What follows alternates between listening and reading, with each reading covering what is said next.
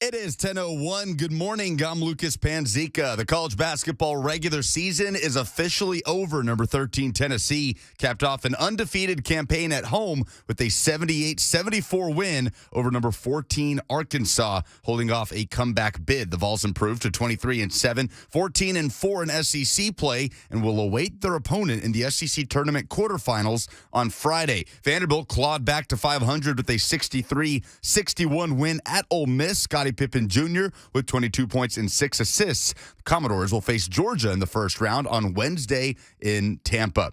In the women's game, the first NCAA tournament bid was clinched by the Belmont Bruins with a 51-29 win over Tennessee Tech in the OVC Championship. It'll be the sixth tournament appearance in the last 7 years for the Bruins. The SEC tournament finished in dramatic fashion in Bridgestone Arena on Sunday as Kentucky drilled a last-second shot from Dreuna Edwards to upset top-ranked South Carolina 64-62 in the championship game. The Wildcats defeated the Lady Vols in the semifinals. On Saturday, they have their first SEC tournament title since 1982. College baseball, the Vandy boys returned home from Hawaii with a clean 4-game sweep, including a 2-1 win Sunday in Honolulu to improve to 10-2, and Tennessee blanked Oklahoma at Minute Maid Park in Houston on Sunday 8-0, leaving Houston with 2 wins out of the 3 after falling to Texas and defeating Baylor. The Vols are 10-1. For all your foundation repair and waterproofing needs, visit USSTN.com. Breaking news at once in your home for the Titans and Vols.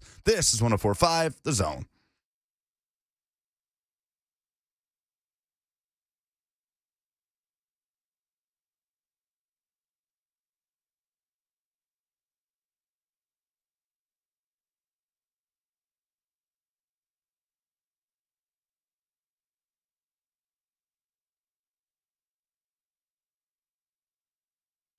Good morning.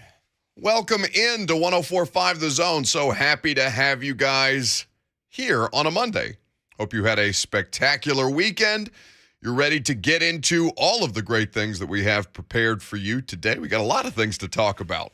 It's great to be back from Indianapolis. Lucas Panzica is making things happen behind the scenes. I've already sent him scrambling 6 different ways today. It's lovely to be back, buddy. Lovely to see you. 615-737-1045. You can jump in on the show if you would like. 615-737-1045. That's the number. Lot to get into today, but we got to start with this weekend in college basketball, both men's and women's, because not only was the result of Tennessee and Arkansas, even though it worked out in Tennessee's favor and looked like they might dominate based on, almost 3/4 of that game until things started to really get bogged down. And just I was following this from afar in Indianapolis because actually Greg Cosell and myself, we went to lunch. We were talking about some stuff for the podcast, catching up, talking shop. And we were sitting in a sports bar watching the Vols in Arkansas. I kept glancing up at the television in front of us, and Tennessee was up by 11, and then they were up by 14, and then they were up by 20. And then at a certain point, I believe they had scored more points in the first half of that game than they had scored in that entire first game against Arkansas. And then all of a sudden, I look at my phone while we're leaving the restaurant, and Tennessee wins by 2, 3? The final result? 78-74. It was... So I had no idea that the comeback had happened, and I thought that Rick Barnes and his team had held serve, and they did hold serve at home, undefeated, by the way, on Rocky Top this year. We're going to talk about whether that is something that can translate into now conference tournament time and with March Madness coming up. But not only that, I mean, you had Coach K taking the fattest of L's at home against North Carolina in a way that was... respectfully, I don't know if I can say this respectfully, but laugh out loud funny to watch how one of the most iconic and celebrated, one of the most winningest coaches in the history of the sport, his team kind of fell flat on its face.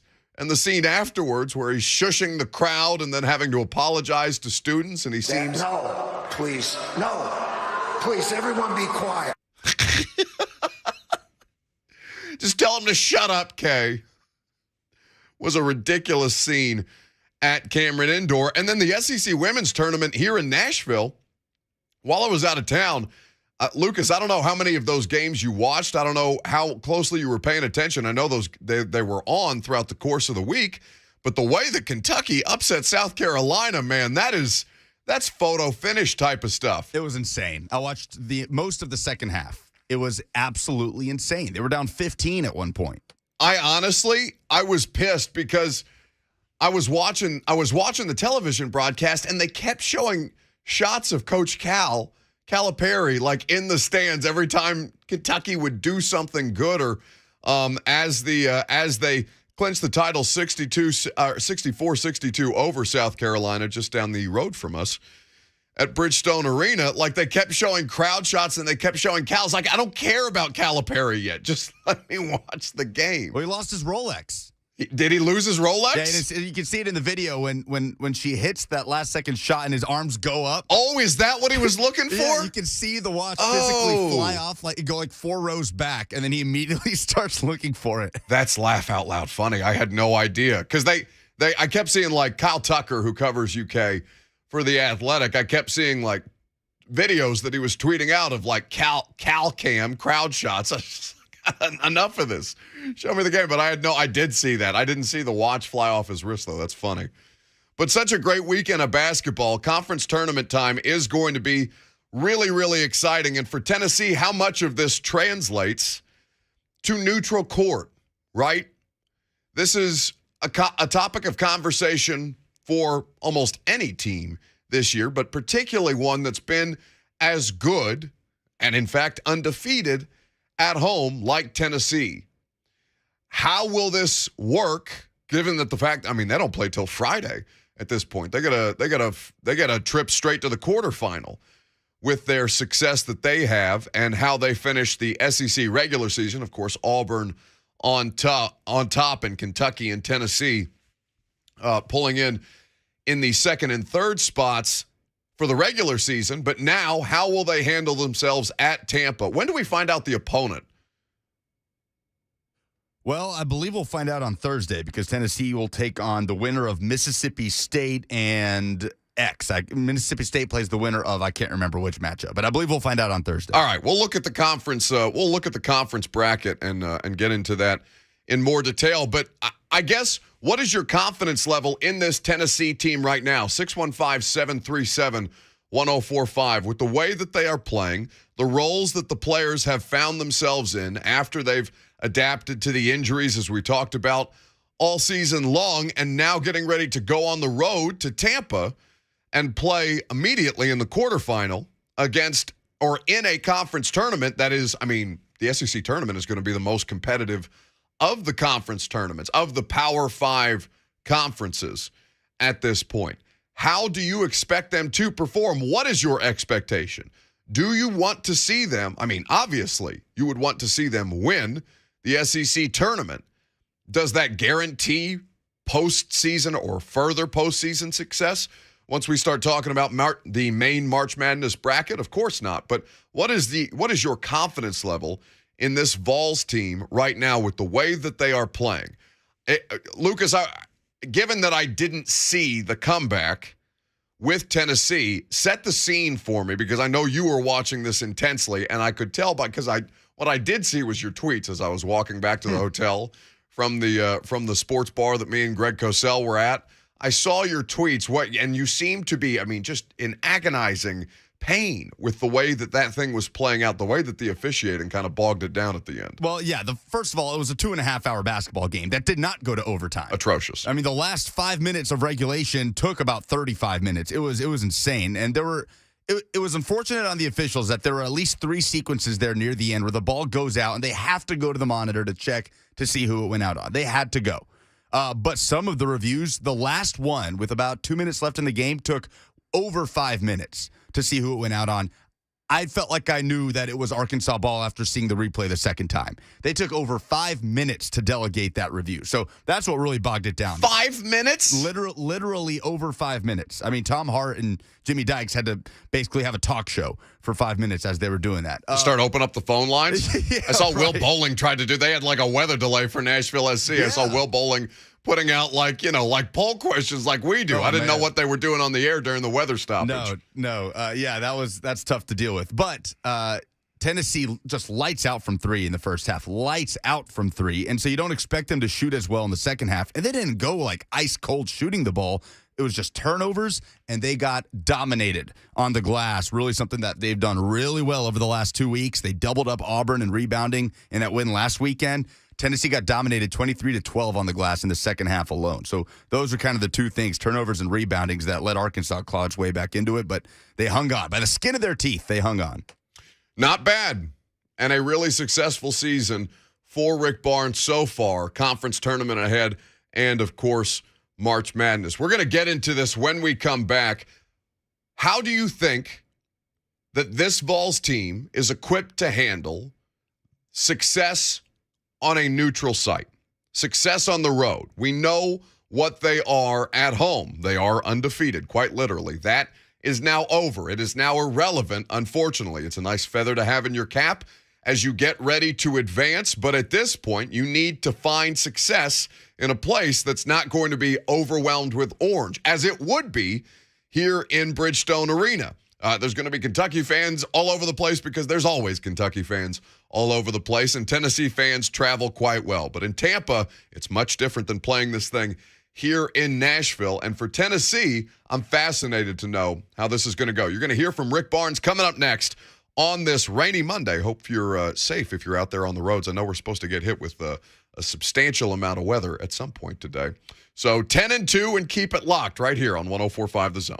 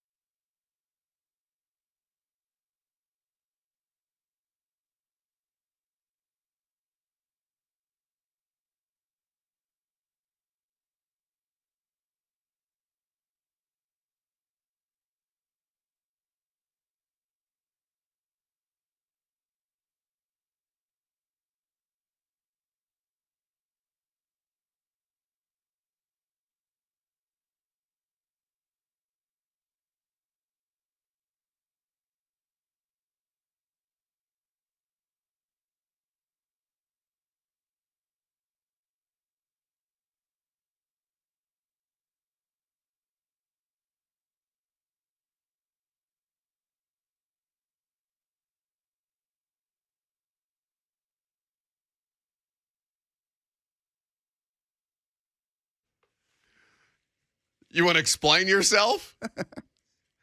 What happened here? Really patting myself on the back for putting this song in. Love this song. Blame it on the rain? Yeah, a little Milli Vanilli. We were going to play Smokies by Barefoot Jerry coming in, talking about the Vols, and I ran out of time. So this is, you do have a rainy day playlist? Is that what you're doing today? No, it's just my dumb dad humor to play this song on every rainy day. After Milli Vanilli broke the hearts of all their fans. Oh, I mean, listen, if anybody is familiar with fraudulent behavior, it's us as a show. That's a good point. Milli Vanilli. It's a good fit. Milli Vanilli fits. Welcome back. 615-737-1045. You can jump in if you like. March is upon us, as is the rain, as Milli Vanilli will tell you.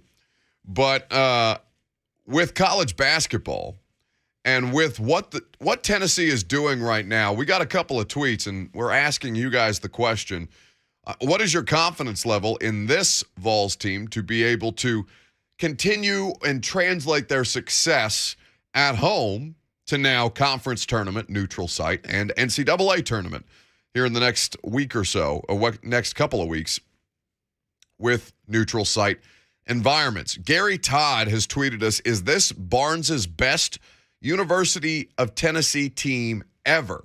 I think it is. I would say I pulled Rick Barnes's career up on Sports Reference, their college basketball page. He has won a regular season SEC title in 2017. They were an Elite 8 team in 2018, Sweet 16 rather, because that was Loyola. Loyola beat them to go to the Elite 8. No, Loyola defeated Tennessee in the second round of that season. Tennessee lost to Purdue in the Sweet 16 that following year, the 18-19 season. That's right. I'm reading this incorrectly. My fault. I'll pay a fine to Home Street Home for reading the internet incorrectly. Thank you very much. Thank you for always being there for me. But yes, I mean, you've had successful Tennessee teams throughout the course of Rick Barnes' tenure. He's been in Knoxville since 2015. Like there have been, I mean, the Grant Williams, Admiral Schofield teams are some of the most beloved in like recent memory for Rick Barnes, and the way that team, the way that the personalities really shone through, the skill set of the players at the time. Grant Williams, I believe, he's still having a decent career. He's not getting a ton of minutes for the Boston Celtics. He can't even get an alley-oop from Jason Tatum. But he's there. But he's having a nice time. He is there. But at this point, the University of Tennessee and Rick Barnes, they've got the opportunity to have success. This is a team that really, really gels well and has the ability to do some damage against a loaded SEC field. And I was reading The Athletic this morning, Joe Rexrode, in fact, with Rick Barnes winning his 750th game on Saturday. I knew that Rick Barnes had been a hugely successful regular season basketball coach, but it's such a weird juxtaposition between his regular season record and what he is unable to do come tournament time, because he has had one Final Four run way back in 2003 with the University of Texas. At Tennessee, he hasn't been able to quite break through, even though his teams win. Just kind of going through the records, in 15 and 16, they were still kind of sputtering. They had a down year in 2019. But, I mean, really, you're talking about 26 wins, 31 wins, 18 and 9 in the weird pandemic season, and then 23 and 7 this year. There's a lot to like about what Rick Barnes coached teams are capable of come this time of year. There's reason for optimism, and then they always kind of, or have at least so far, left you kind of wanting more, left you a bit disappointed. So I'm not entirely sure what to make of their ceiling. We know what they have been able to do. We know that some of their worst performances, of course, have come on the road this year. We know that they have been able to stay undefeated at Thompson Bowling Arena. But again, that's not something that you can continue to cite now that we've gotten away from any home games for the remainder of the year. And so for Vols fans, I wonder, what is your confidence level in this Vols team right now? Alex is in Nashville, up first on 104.5 The Zone. Good morning, Alex. Hey there. One of the things I would say is adaptation. Okay, so the balls that Tennessee plays with are Nike balls. The rest of the way, the SEC tournament, the NCAA tournament, they're going to be playing with Wilson balls. Most people will go, a ball is a ball. But if you've ever played the game, you know that's untrue. Nike balls are different. They turn different in the air than the Wilson balls. So I would say adaptation to the balls. Thanks very much for the call, Alex. What's this music I'm hearing in the background? Some type of Wilson Nike conspiracy against Tennessee with these basketballs. Were you an X-Files viewer? I was not. I was going to ask you to do the impression. What's the clip that's always going around on the internet where it's just that dude like on a reel with different shots of him saying, "This one's a lie. This one we made up. This fiction. It never happened." Hey, you know what?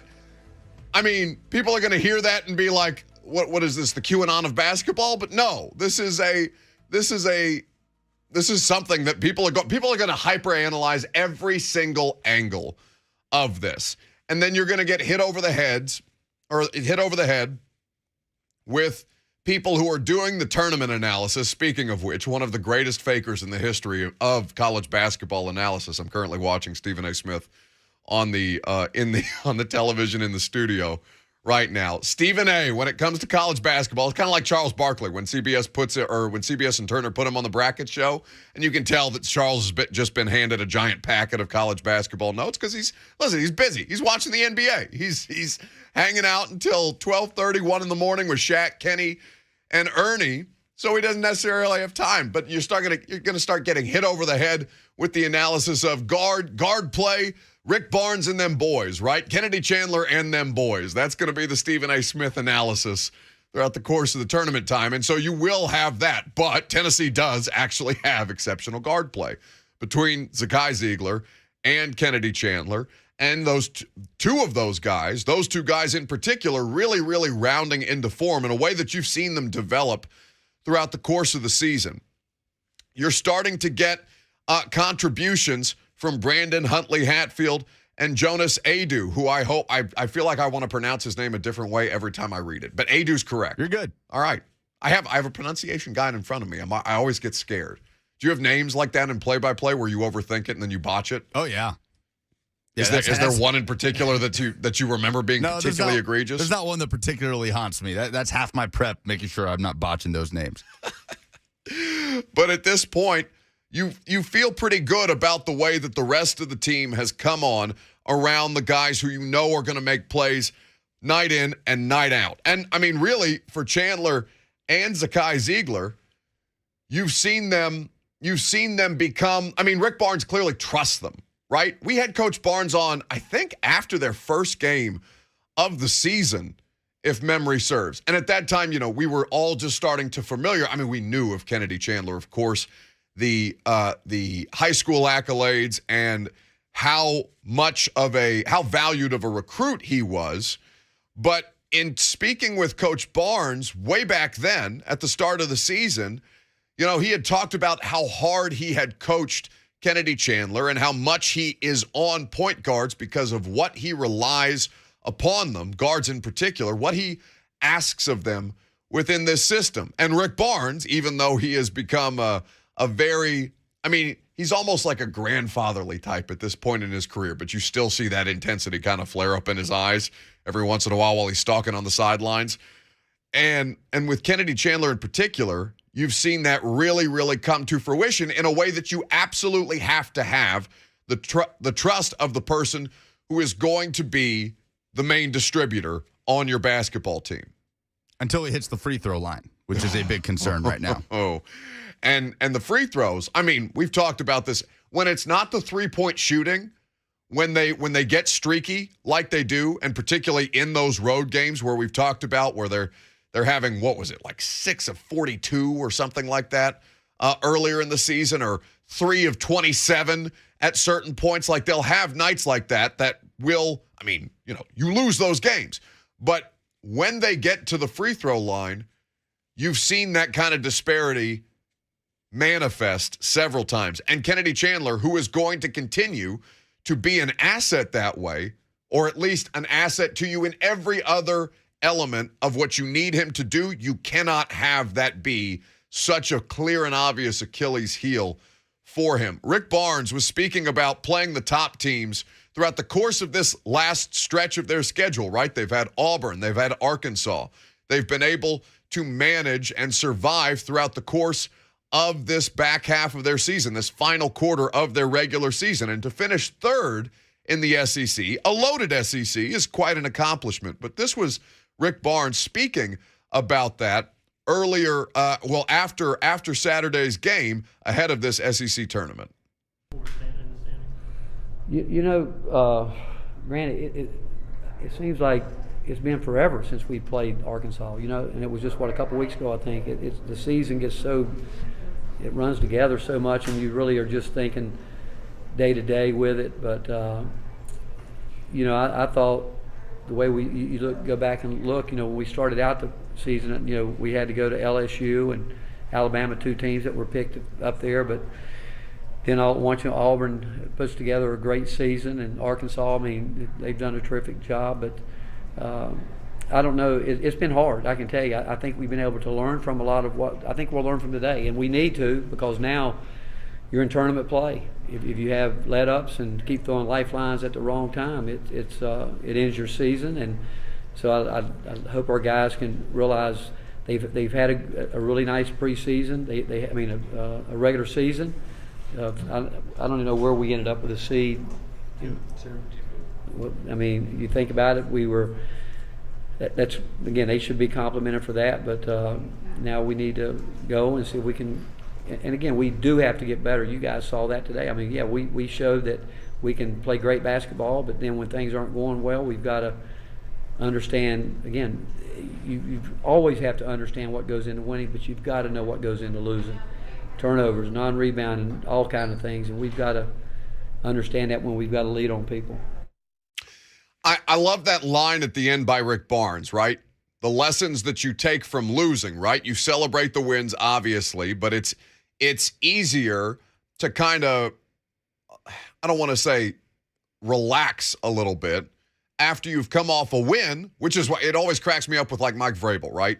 It's always a joke among Titans media when Vrabel comes into the press conference, the post-game press conference interview after a win. What's he going to be most pissed off about? Because he is consistently more angry after wins than he is after losses, because he knows that he's going to have to emphasize messages harder to a bunch of grown men coming off a win, especially when they've had as much regular season success as the Titans have. Rick Barnes understands this. He's been in coaching a long, long time, and he understands that it is critical to get his team to hone in on the things that have caused them to slip and fall in these moments. Because now, it's not single elimination just yet, but it is in the conference tournament, of course. And then March Madness, once you get there, because we are on the footsteps of the main bracket, kind of looking at the way that this Tennessee team has adapted throughout the course of the year, you do feel like they have been able to kind of,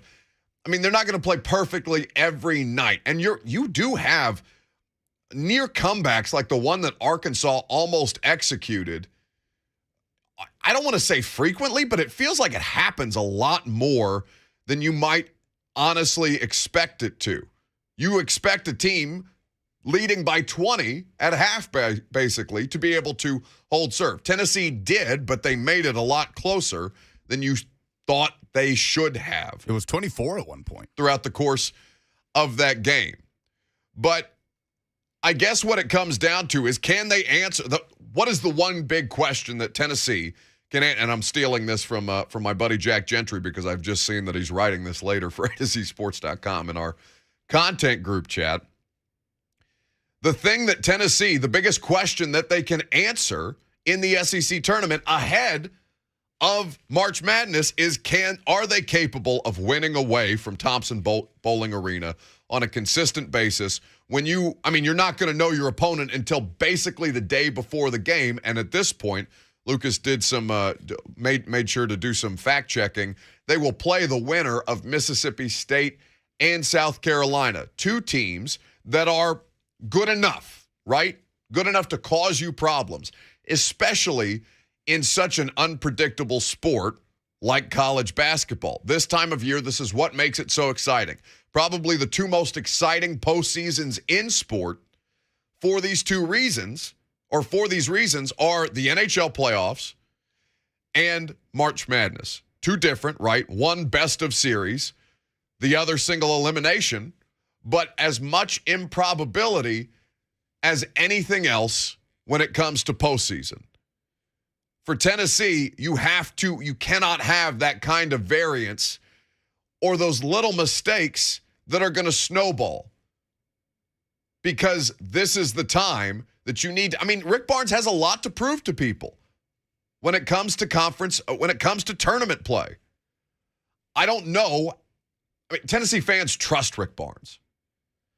But there's always going to be this skepticism for a guy who you know to be a great coach, who you know to be a great developer of talent, who you know has the experience to be able to handle these kind of moments that are coming up. And yet, inexplicably, each game not created equal, but still, you have these moments where you slip and fall at less than ideal times, and then that becomes your legacy as a hugely successful college basketball coach that you couldn't win when it matters most. The Final Four, the lone Final Four run in 2003, it seems like the anomaly as opposed to the precedent. And with somebody with the resume of Rick Barnes, that's not the conversation we should be having right now. I don't know how many, you trust Coach Cal to be able to get his talent to coalesce at the most critical time, right? Some of Cal's most successful seasons have started out, and this is a different Kentucky team, but some of Cal's most successful seasons have come when his team looks like hell throughout the course of the early going, kind of starts to grow and develop together in the regular season, and then come conference tournament time in March Madness, they're able to make legitimate runs. I don't know how many coaches in the SEC you trust more than Rick Barnes. Calipari is probably the most clear and obvious. Bruce Pearl is number 2 or number 1A and 1B. It's different conversations when you're talking about who do you trust the most and who do you trust in March. Well, I guess I'm having the conversation about March. I trust Rick Barnes fine in the regular season. I am confident in Rick Barnes to be able to win regular season games in a hugely competitive conference. And if anything is going to prepare this Tennessee team to play against some of the country's best, it will be playing throughout the course of the year in the SEC. But home field or home court advantage is so much more palpable in college basketball than in any other sport. And at Thompson Bowling Arena, you've clearly and obviously, not just for Tennessee, for teams like Auburn, who have been hugely successful at home throughout the course of their regular season as well. The conversation completely changes. And I don't want to say it's unfair, because this is what you do. These are the expectations of a team that wins at the rate that Tennessee does under Rick Barnes.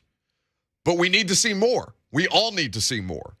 And from that element, I don't know how much Vols fans are prepared to trust somebody with the tournament record of Rick Barnes.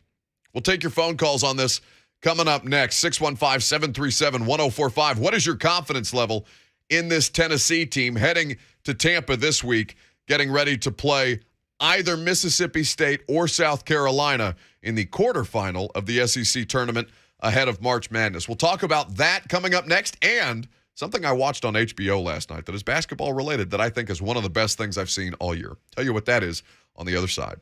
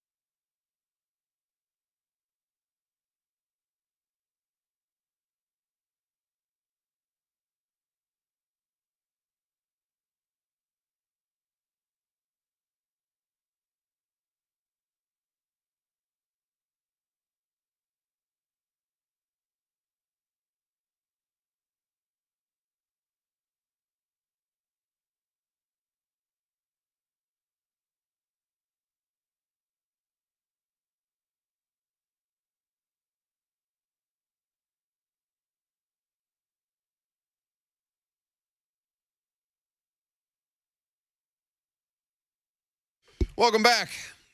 Buck Reising here with you until 1 o'clock. We're talking Vols hoops. Jump in if you want. 615-737-1045 is the number. Lucas, I don't know how we're going to survive today's show because everything is physically falling apart since I've returned from Indianapolis yesterday. My laptop has just died in the middle of all of this. I'm gasping for air because it's been a long time since I've consistently had to go out. So you are physically falling apart. I physically am falling apart. My technology is physically falling apart.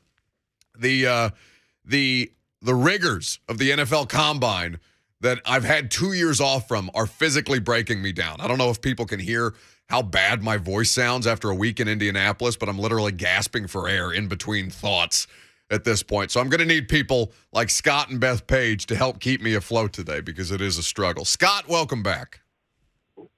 Man, I tell you what, you may think because I hadn't called that I hadn't been listening, but I have listened every single day.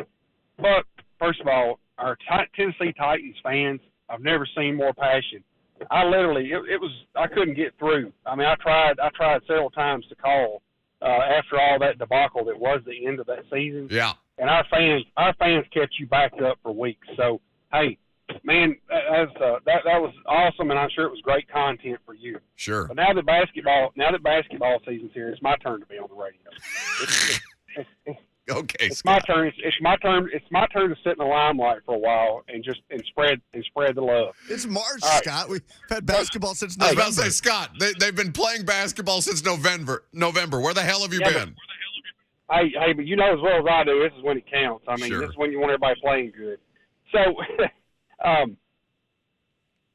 Coach Barnes, yeah, he does let you down a little bit at the end of the season. There's a lot of other coaches that you can say the same thing for.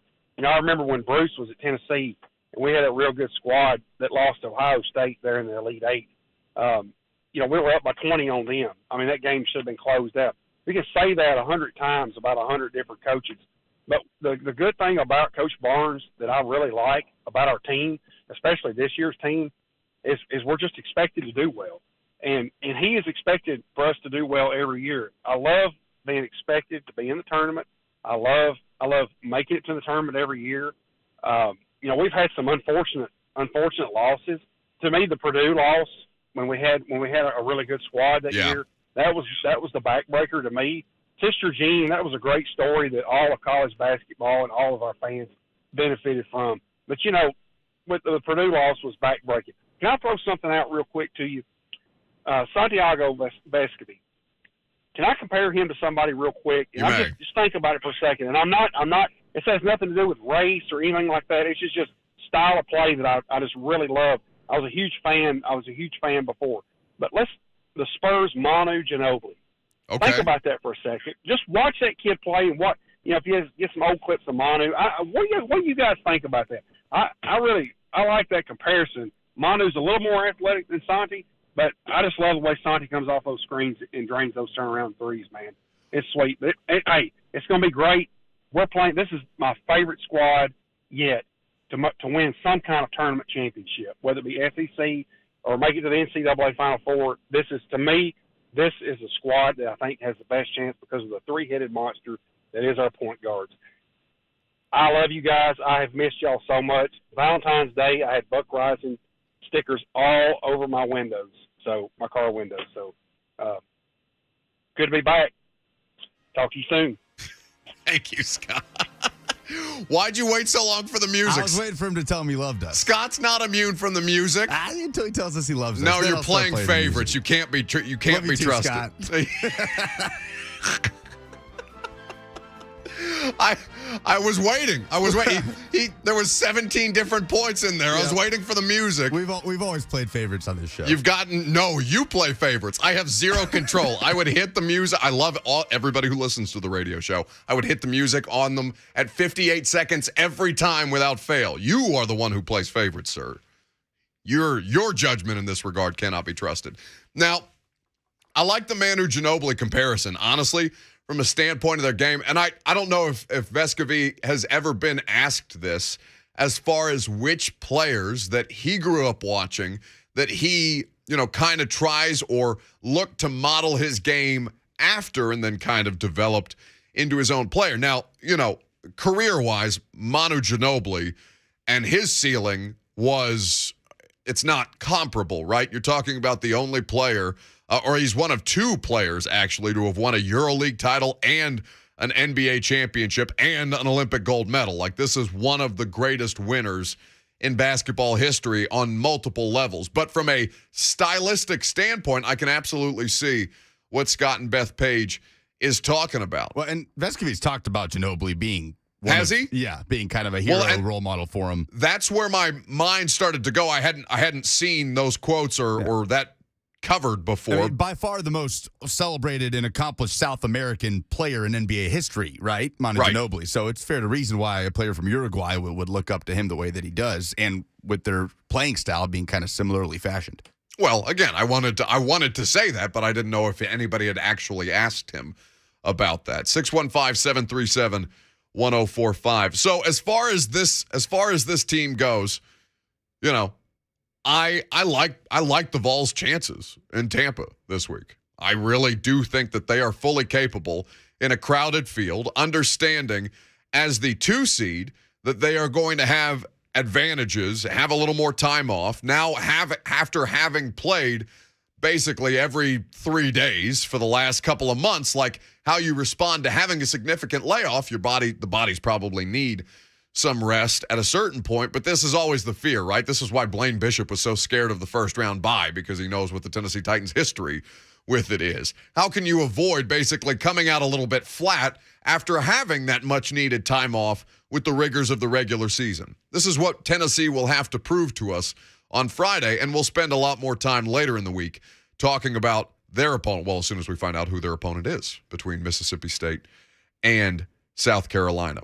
When we come back, though, I want to talk about something else SEC related. A couple of Bama wide receivers who are going to be discussed as two players who the Titans should be interested in.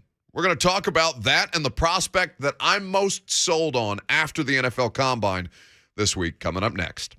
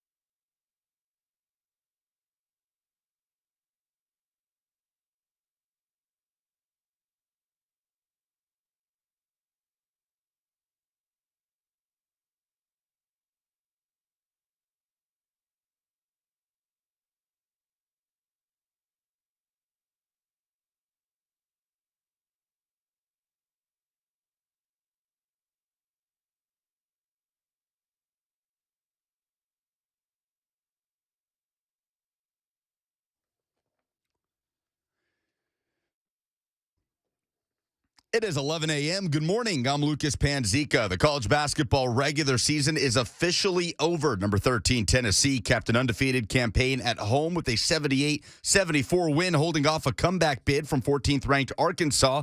The Vols improved to 23-7, 14-4 in SEC play, and they will await their opponent in the SEC tournament quarterfinals on Friday between Mississippi State or South Carolina. Vanderbilt clawed back to 500 with a 63-61 win at Ole Miss. The Commodores will open up SEC tournament play against Georgia in the first round on Wednesday in Tampa. To Nashville in the women's game. The first NCAA tournament bid was clinched by the Belmont Bruins with a 51-29 win over Tennessee Tech in the OVC Championship. That'll be the sixth tournament appearance in the last 7 years for the Bruins. The SEC tournament finished in dramatic fashion in Bridgestone Arena on Sunday.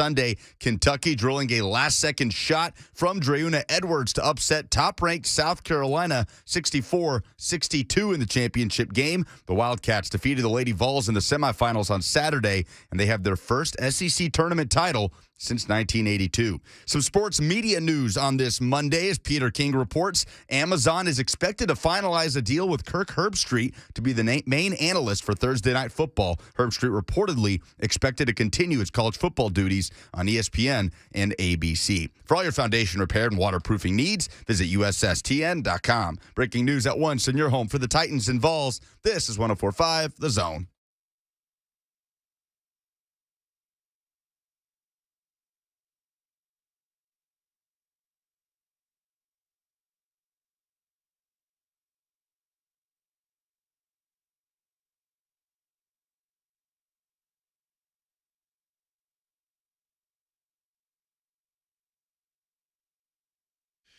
Hour number 2 off and rolling on this Monday. Weather starting to look a little better. Hope your week's off to a great start. Happy to have you guys in for today's show. Frankly, I'm proud of us that we've made it through an hour and 2 minutes of airtime so far without saying the words Aaron Rodgers. But unfortunately for everybody, we're going to talk about that later on today. In the meantime, we're happy to have you as a part of the conversation. 615-737-1045. Jump in if you would like to. 615-737-1045. We're going to talk about some stuff that I learned at the NFL Combine, basically for the rest of the show today, regarding Aaron Rodgers and these Titans rumors that have started to recirculate, and a prospect that I am 1,000% sold on should he be available at 26. But I want to go back to something that I heard for the first time in Lucas's update, apparently the report from Peter King. I haven't read Peter's Football Morning in America column just yet. By the way, Peter is the only one who still breaks news in a column. Like, there's nobody else that saves it for a written work like that. But, I mean, there's few people who their just general thoughts are still appointment reading, you know? But like Peter putting nuggets about Kirk Herbstreit being settled on by Amazon for the cool price tag of $11 million a year. Ladies and gentlemen, shout out to Kirk. Congratulations on that gig. Plus, being the premier college football analyst for ESPN. That's not a scoop that you normally save for, like, you know, the footnotes portion of your of whatever you've been working on. But, you know, good for Peter that way. Good for Kirk. This is what Peter King writes. And again, I think, and maybe we put this on a poll, Lucas, at Buck Reising is where you can vote on the polls. Does the analyst of a game, we'll keep it to football, does the analyst of a football game impact you at all in whether you are going to watch that game or not? Because I maintain that there is not a single individual that you could put in the booth that would impact whether or not the general public is going to watch that game. You're not looking at who's on the call of Tom Brady versus Aaron Rodgers. Well, I guess I can't use the Tom Brady example anymore until such time as he decides to unretire. But you can't, I mean, you're not going to look up who's on the call of Packers versus Chiefs, other than to say, it's on this network. It's probably going to be the primetime game. So Sunday Night Football, you know who's on Sunday Night Football. You know who's on Monday Night Football. You know who's on Thursday Night Football.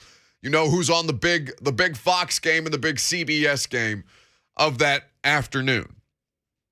But does it impact the fact that you gravitate towards the game? No, of course it doesn't, because you're there to watch the football. You're not concerned about the person who's telling you that it's 1st and 10 from the Green Bay 25, Aaron Rodgers in the shotgun with, Devontae Adams split out wide or whatever. Like you don't care about that. The only place that it seems to impact is the Madden cast, and that's a much different situation, much different style of broadcasting games. You're going there for a different kind of reason. Doesn't impact whether or not you're going to watch the game. It just impacts how much you're going to complain about the broadcast. That's a good point. This is what this is what Peter King writes, and then we have some breaking news as far as franchise tags go, because the deadline for that is tomorrow at 3 p.m. Central Time. I heard last night, this is Peter King, that Amazon spurned by Troy Aikman. So Troy said no. Troy Aikman, Sean McVay, and current 49ers general manager John Lynch, who, of course, was in television previously with Fox. They've settled on ESPN's Kirk Herbstreit to be the analyst on its Thursday night package of NFL games starting this fall. In parentheses, Peter writes he's likely to continue his current ABC ESPN duties as well, which means that it's still going to be him and Chris Fowler on the biggest college football game of the weekend. Andrew Marchand was the first of the New York Post to connect Amazon and Kirk Herbstreit back in February. Now, this seems weird to me, right? Because Kirk Herbstreit is an excellent college football analyst who was, of course, a college football player.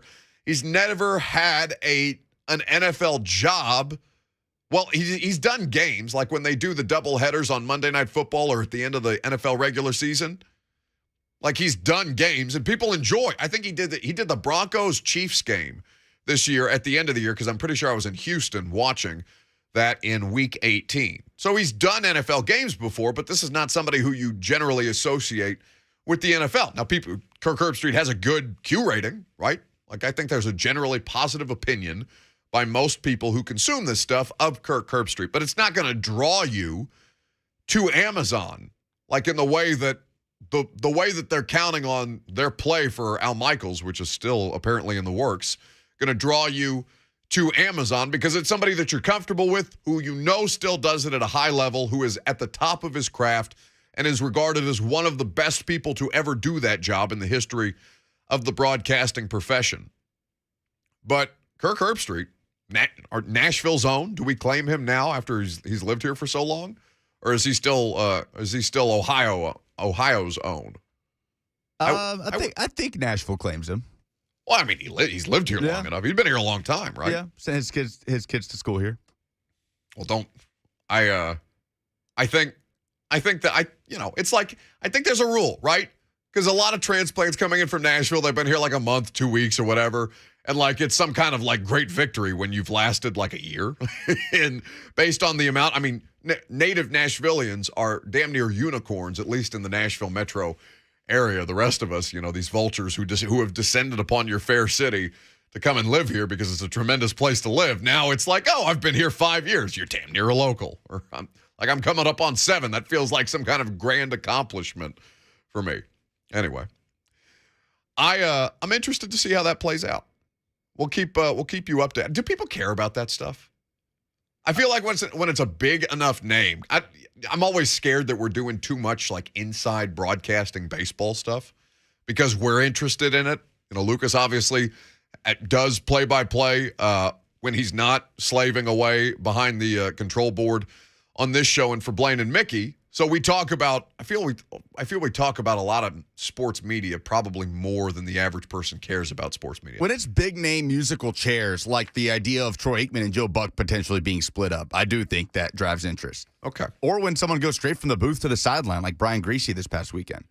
Yeah, Brian Griese, well, he's been usurped, right? They've basically broken up that booth without Brian Griese having much of a, like, I don't know what ESPN was planning to do with Brian Griese since they've now basically got their clutches on Troy Aikman. But he's going to be the 49ers quarterback coach, which is of consequence. So, some breaking news. Give me the terrible, cheesy breaking news sound that I hate. Breaking sports news on 104.5 The Zone. Ian Rappaport at Rapsheet on Twitter. Source: the Browns have tagged tight end David Njoku, the first player to officially receive the franchise tag. Now, there's a number of players who are candidates for the tag before 3 p.m. tomorrow. 3 p.m. Tomorrow, that is the deadline for teams to declare their franchise players. But at this point, David Njoku is the first off the board. Now, there are plans to tag another player who is one of the premier, or would have been one of the premier unrestricted free agents should he have hit the market. Orlando Brown, the Chiefs left tackle.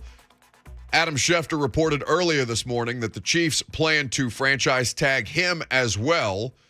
Brown becomes the first free agent. Oh, well, I guess I guess Rappaport is saying that Njoku is the first one, but Schefter is saying that Orlando Brown is the first one. So I saw the Orlando Brown thing almost as soon as I walked in today. No, it was at 5:30 this morning because I saw that as soon as I woke up today.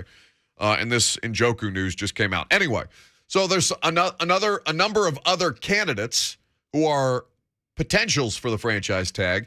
Devontae Adams, Chris Godwin from the Bucks. You've got Mike Williams with the Chargers, Jesse Bates, the Bengals safety, who was most responsible, or was at least 1/3 responsible for your greatest source of postseason pain, the most recent postseason pain, I suppose. Dalton Schultz, the tight end from the Cowboys, Mike Gesicki with the Dolphins, and of course, Harold Landry, who is right there in our own backyard. More breaking news. Do we want to hit the sound again? I don't know if it's worth the sound, but Tyler Dragon of USA Today has reported that the Bucs are expected to tag Chris Godwin. I don't yet know whether the Titans plan to tag Harold Landry. I still think they're working through that portion of the conversation right now. When we had John Robinson on last week at the NFL Combine, we did a cost-benefit analysis of the Harold Landry situation. Maybe we open up to the phone, 615-737-1045. Do you think it makes the most sense to franchise tag Harold Landry ahead of tomorrow's deadline, even if you are doing it with the decision to kind of continue to talk contract in the same way that Derrick Henry was franchise tagged, if you'll recall? 615-737-1045. Is Harold Landry worth the tag? We'll talk about that coming up next.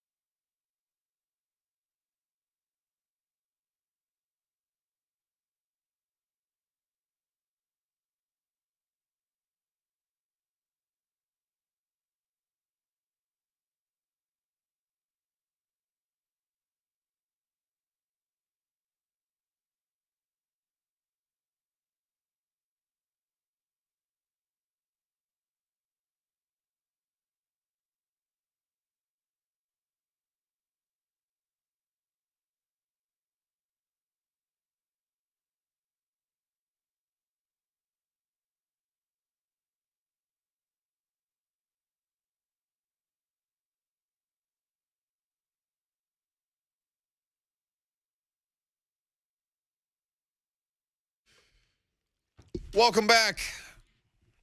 Buck Reising here with you until 1 o'clock. We got our weekly tradition back now that we're officially through the NFL Combine. It is Mock Draft Monday. And as the first subject of this godforsaken exercise, we welcome in Arif Hasan of The Athletic, who joins us now on 104.5 The Zone. Arif, my body is I'm rotting after a week in Indianapolis from the Combine. I don't know how you're holding up, but it's lovely to have you on the show. Yeah, I'm not holding up very well, but I'm doing my best. Like I honestly, I don't know how people. I don't know if people care about this. People don't care when I complain about things that are personal. Obviously, they just want me to talk sports, dummy. But like, I don't think people truly have a concept on what that week does to us physically while we're all scrambling around, the dark, seedy bars of Indianapolis, trying to dig up Aaron Rodgers rumors and whose combine was the most overwhelming and which prospect didn't interview well. Like this is something that is deeply taxing. Yeah, it's tough to explain. So I've just because it's very difficult to be like, yeah, I was out till 4 a.m. drinking. You have no idea how hard it was. I've given up on telling people that it's hard. Yeah, no, all they're going to do is make fun of me after 3 hours of radio because it sounds like I'm drowning in phlegm. Anyway, let's talk about the week that was in Indianapolis.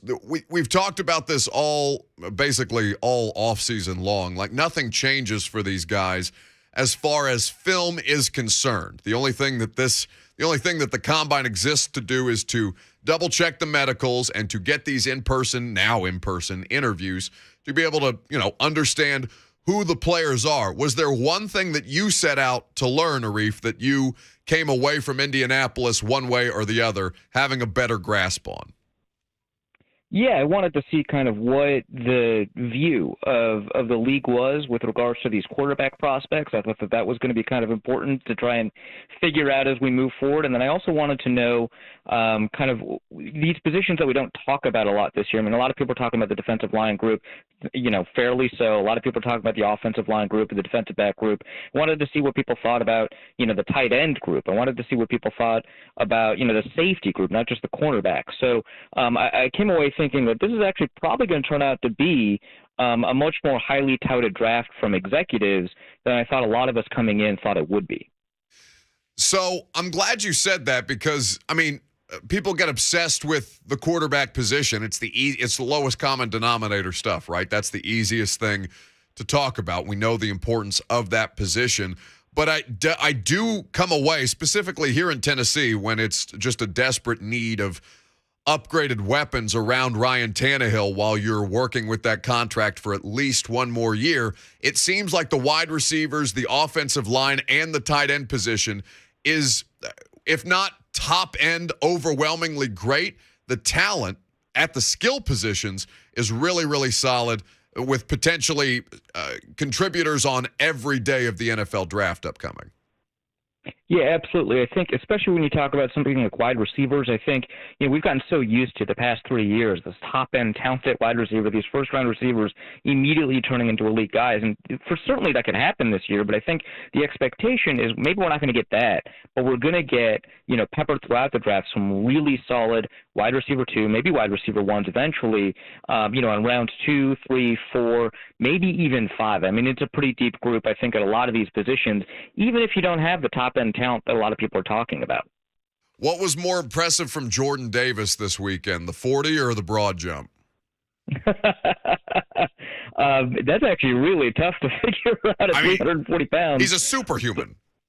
Right. I guess the broad jump is more impressive. I mean, what was it, 10-3 or something wild like that? I think it was a record for defensive linemen above like 310 pounds, and he's 340, which is just I cannot put into words how ridiculous that is. That to me is more impressive than Byron Jones's nearly 12-foot broad jump at his weight, which is around 200 pounds. So, what he was able to do in a more translatable skill set, the broad jump translates a little bit more into what his job is than the 40 does.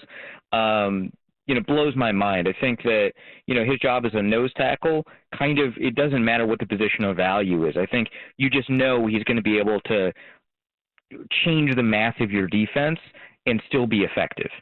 Arif Hasan of The Athletic is here with us on 104.5 The Zone. Make sure you throw him a follow at Arif Hasan NFL on Twitter for all of your draft and NFL needs. Of course, he spends most of his time covering the Vikings, but his league-wide coverage is exceptional, particularly this time of year. What's the most ridiculous rumor you heard at the Combine this week, Arif? Because I'm getting ready to spend a whole hour slogging through this Aaron Rodgers, this never-ending conversation.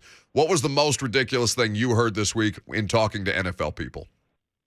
Well, this actually it relates to the quarterbacks. I think that I think that somebody wanted to emphasize how much better this quarterback class is than we're giving credit for, and said that we're going to see 5 quarterbacks drafted in the first round. I think he was just excited. I don't think he meant it, but he just wanted to say, you know what I mean? Like, he wanted to say, no, these are quality quarterbacks. And then I think he just went a little bit too far. But that's the most ridiculous one I heard, for sure. Okay, that definitely trumps my Aaron Rodgers thing that I'm getting. Because, I mean, like, respectfully to these quarterbacks, like, one of these guys, one of the top guys is probably going to go on to have a substantial NFL career, more than we're giving them credit for. But, like, I was not.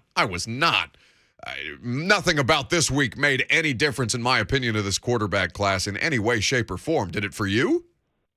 It only for Kenny Pickett. After seeing him throw live, I was able to watch him in the stadium. I was a lot less impressed than I was kind of watching broadcast tape. I just think that he doesn't really have much of an arm, which doesn't help the rumor I heard, right? Of course, like it goes in the other direction. Right. But that's about it. I mean, I really did like what I saw of Malik Willis, but all the concerns about film were still there. I actually liked Desmond Ridder maybe just a tiny bit more. But honestly, I didn't see as much from the quarterback group as some of the people that I've talked to were saying. With what the Titans have on the roster, with the obvious limitations that kind of manifested themselves against the Bengals in that playoff game, Arif, with Ryan Tannehill, you know, there's a lot of discussion, obviously, about quarterback here, fairly or unfairly.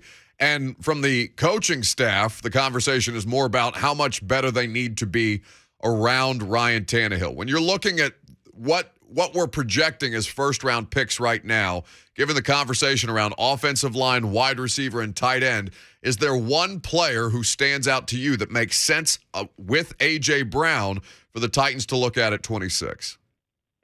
Yeah, I guess it kind of does depend on what happens in free agency at offensive line for the Titans. But, you know, if we assume that, you know, they kind of figure all of that out, and we take a look at some of the wide receivers and the tight ends that are going to be available in the draft, I think that there are a couple of options available. I mean, obviously a lot of people have been talking about Treylon Burks. He didn't really have the combine people expected.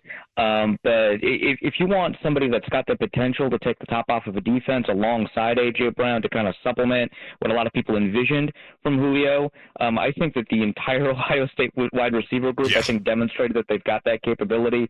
I think a lot of people are excited about Garrett Wilson. A bunch of people, of course, are excited about Jamison Williams. I think that if you just find one of these guys to be able to complement what A.J. Brown does well, which is basically everything, but allows him to kind of, you know, hit those intermediates and then hit, you know, the yards after the catch. I think that, you know, somebody like a Garrett Wilson or Jamison Williams really lets you do that, at least in the first round. I think in the second or third round, you've got a lot of options. You know, George Pickens sounds like a ton of fun. He could be the meanest wide receiver in the league, and I think a lot of people would have a ton of fun with that. But I think in the first round, you know, that's the kind of player that you're looking for. I think I'd like covering a bad guy. I mean, George Pickens isn't a bad guy, but he projects as a villain on the field. I think I'd very much enjoy that in the locker room around here. Oh, yeah, no, absolutely. Just adding a little bit of toughness on the outside to go with kind of the attitude that they have on the inside, certainly. Arif Hasan, our guest here on 104.5 The Zone. Make sure you're checking out all the great journalism being done at The Athletic across the NFL. Arif, appreciate you spending some time with us here on the radio show. I'm sorry I missed dinner, what was that, on Thursday night, because I heard John Ledyard ate more red meat than any one man should be physically capable of, but perhaps that was in the best interest of everybody that I was not there to witness that. I think you came out better for having missed it. I think you might be able to out-eat Jordan Davis. Kind of wild. It's, you know, this is what happens when you take media people to a place where there's a lot of food. They tend to put it down that way. Thank you, Arif. Yeah, thanks for having me. They're with us on 104.5 The Zone, breaking down these prospects. I'm glad he brought up Jamison Williams, because that's kind of the next layer of the conversation that I want to have around this stuff. We spent time talking about instant impact in the first round this year, right? With John Robinson. We spent some time last week talking about that on the radio show. And this is potentially a player in Jameson Williams that would not be available until, theoretically, late November, early December. I don't know that I feel like Titans fans would riot. What's the timeline as it relates to Jeffrey Simmons and when he tore his ACL in pre-draft workouts? Jeff, again, this was not normal, but Jeff tore it in February. Right. He was not going to be able to attend the combine anyway because of that simple assault charge. Like the NFL has a rule going back, I think it was like 2016. They put this into place. Like if you have something like that on your record, they won't invite you to the combine. So Jeff was never going to go to the combine, but he tore his ACL in February, late February in a pre-draft workout. He was on the field in week 7, which would mean October. That's not normal. No, not at all. you were hoping to get him maybe for the playoffs, right? It's not normal at all. Like, again, Jeff is crazy. And Williams tore his in the national championship game, January. which was early to mid-January. So, you're talking about, like, if you want to be optimistic, you're looking at a window sometime between November and January, basically. But you can't have that. If you're talking about a guy who's going to need to play meaningful snaps for you, and listen, rookies are going to miss time due to injury, but you cannot go the majority of your season without having your top draft pick available to you for one reason or another, especially after your last two guys have been almost completely unavailable in Caleb Farley and Isaiah Wilson for different reasons entirely. Mechie, I feel good about. If John Mechie, because that was in the SEC championship game that he tore his ACL, you could do so much worse than either of those guys. And it's not to say that Jameson Williams couldn't go on to have a successful NFL career. I'm curious to know if the audience wants nothing to do with another injured player. I would imagine the vast majority of people listening to this would curse the name of John Robinson should he do that again in a year like this, right? In a year where it's all in a year where your roster is as good as it's going to get. Theoretically, last year, you can make the argument that it's as good as it was going to get, but now you're talking about different things that you've had to adjust to make sure that this thing can get back off the ground. I don't know that you can do the Jameson Williams thing, and I hate to rule him out completely just because of timeline, because, again, the rule is always best player available. And so if you feel that Jameson Williams is best player available on your board, far be it from me to tell John and his staff not to go that direction. But I do think there would be a pretty substantial outcry that would have John Robinson in more tears than the end of their season because people would be coming for his neck. Now, his neck is okay because he just got an extension. But I don't know that's I don't think you can do it. I really don't. And it may not even be a possibility. I don't know what the medicals look like off Jameson Williams this week. It may be too soon to be able to truly tell how he's rehabilitating from the ACL because it takes a considerable period of time before you can even have the surgery and then determine how the knee is starting to heal. He spoke at the combine, but, what's he going to say other than, just working every day to try and get back on the football field? 615-737-1045. You can jump in if you like. I'll tell you one prospect that I am sold on, though, after spending some time talking to him at the combine and seeing the numbers that he was able to put up next to the film that's already on tape. I am in love with Zion Johnson. That's the guard from Boston College, if you didn't know. Now, guard in the first round is not sex appeal. People want wide receiver. People want tight end. Hell, people want quarterback. A good many of you want quarterback. I understand why. But Zion Johnson, as a converted tackle playing guard, has some of the best tape out there among a really, really good offensive line class. 32 reps on the bench press. He had a 9-foot 4-inch broad jump, vertical jump of 32 inches, like he wasn't the fastest 40-yard. I think he ran a 5.1, like a 5.18 actually to be exact. So like 40-yard dash, he's not the fastest mover, but you're not looking at that for an offensive lineman. You're looking at 10-yard splits for guys like that because you're looking for explosion in a short area. Zion Johnson is the prospect that I was much more. I mean, I was already in a good place with it.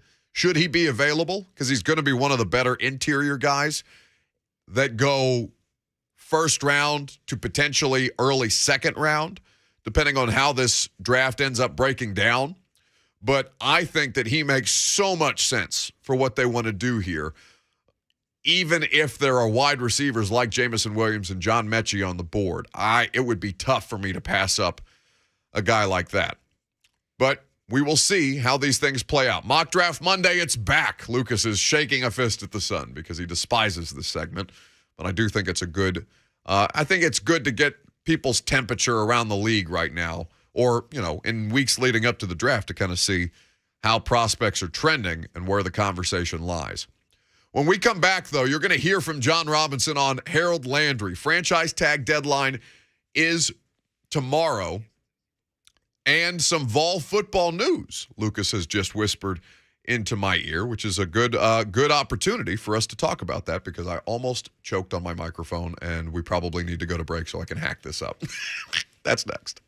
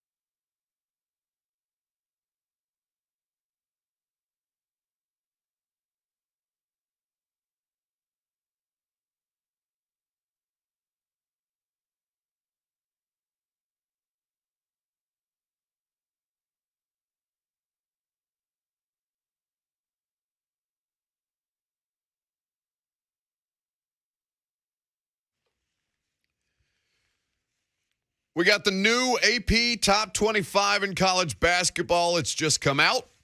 Gonzaga 1, Arizona 2, Baylor 3. Get to the SEC teams. Auburn 4, Kentucky 5 at this point. What the hell is happening with Tennessee and Purdue? What is this? Make up your minds. Why AP. are there 2 number 9s? That's not how the top 25 works. They've got Purdue and Tennessee tied for 9th in the top 25 poll. There is no number 10 team. Because they received the same amount of votes, or points rather. I don't understand that at all. How can you do that? Has that ever happened? It has to have happened I'm before. sure it's happened before, but it is strange. That's deeply confusing to me. Now Purdue is over Tennessee. What does that mean? Why? Somebody explain this to me. Alphabetical. I said Said the Tennessee grad. Yeah, right. Speaking of which, there's always an orange like baseball cap or trucker cap in here. A Tennessee, a Power T trucker cap in the studio. We've got Ramon's helmet under the, I don't know why he keeps a helmet in here. If he's having like some kind of glory day moment where he's got to just strap it up one time while he's spitting hot takes or something like that. Hey, that's game worn too. Now there's pom-poms in the studio. What is happening? Pom-poms are a Slay thing. Slay brings the pom-poms? He brought in the pom-poms to celebrate when Dawn re-entered the studio after her vacation. You weren't here. He was getting his first chance to really brag about Tennessee beating Auburn, so he brought the pom-poms. So we've already gone through this once with Slay, where I've thrown out things that appear to be dear to his heart. That appear to be trash. Okay, like it's not like I'm intentionally slighting Ron Slay by throwing out the crap that he leaves in the studio. But like, how am I supposed to know that there's a Chick-fil-A lunchbox, an empty Chick-fil-A lunchbox that has some kind of significant meaning to him? And when it's left in the studio, I throw it out and it causes him like emotional distress. Okay? Like, how am I supposed to know that? He's going to have a word with you if you throw out those pom-poms. I'm not going to throw out the pom-pom because I know that Slay brought it in. I assume he brought it back from the Auburn game because him and Ramon went to Knoxville, and that sounded like a trip from hell unto itself because Ramon's BMW got sucked in by one of the potholes out on the highways. T-Dot, where are you at? But tied for 9th, Purdue and Tennessee in the latest AP Top 25 poll. Also some Vols football news at this point. Do you want to give me again for the second time today the terrible imaging? Breaking Vols news on 104.5 The Zone. The University of Tennessee has hired a new wide receivers coach. Kelsey Pope replaces Cody Burns, who, of course, left this offseason to become the wide receiver coach for the New Orleans Saints. Now, the Vols football Twitter account has put out a hype video. People are, the players look to be legitimately excited about this when they find out in a team meeting about Kelsey Pope becoming, so he was an analyst for the football team prior to his promotion, it would seem. That's right. Big shoes to fill. He played in the NFL? Brief stint with the Arizona Cardinals. He was a great player out of Samford in Birmingham. Okay, what year? I am not positive of. I know he last coached, I believe he was at the D2 level in 2020 where there weren't any games played, so he didn't get a chance to coach. Last time he actually coached a position was with Tennessee Tech in 2019. Okay. Well, congratulations to Kelsey Pope on his new position with Tennessee football. All right, so there's franchise tag news flying out all over the place.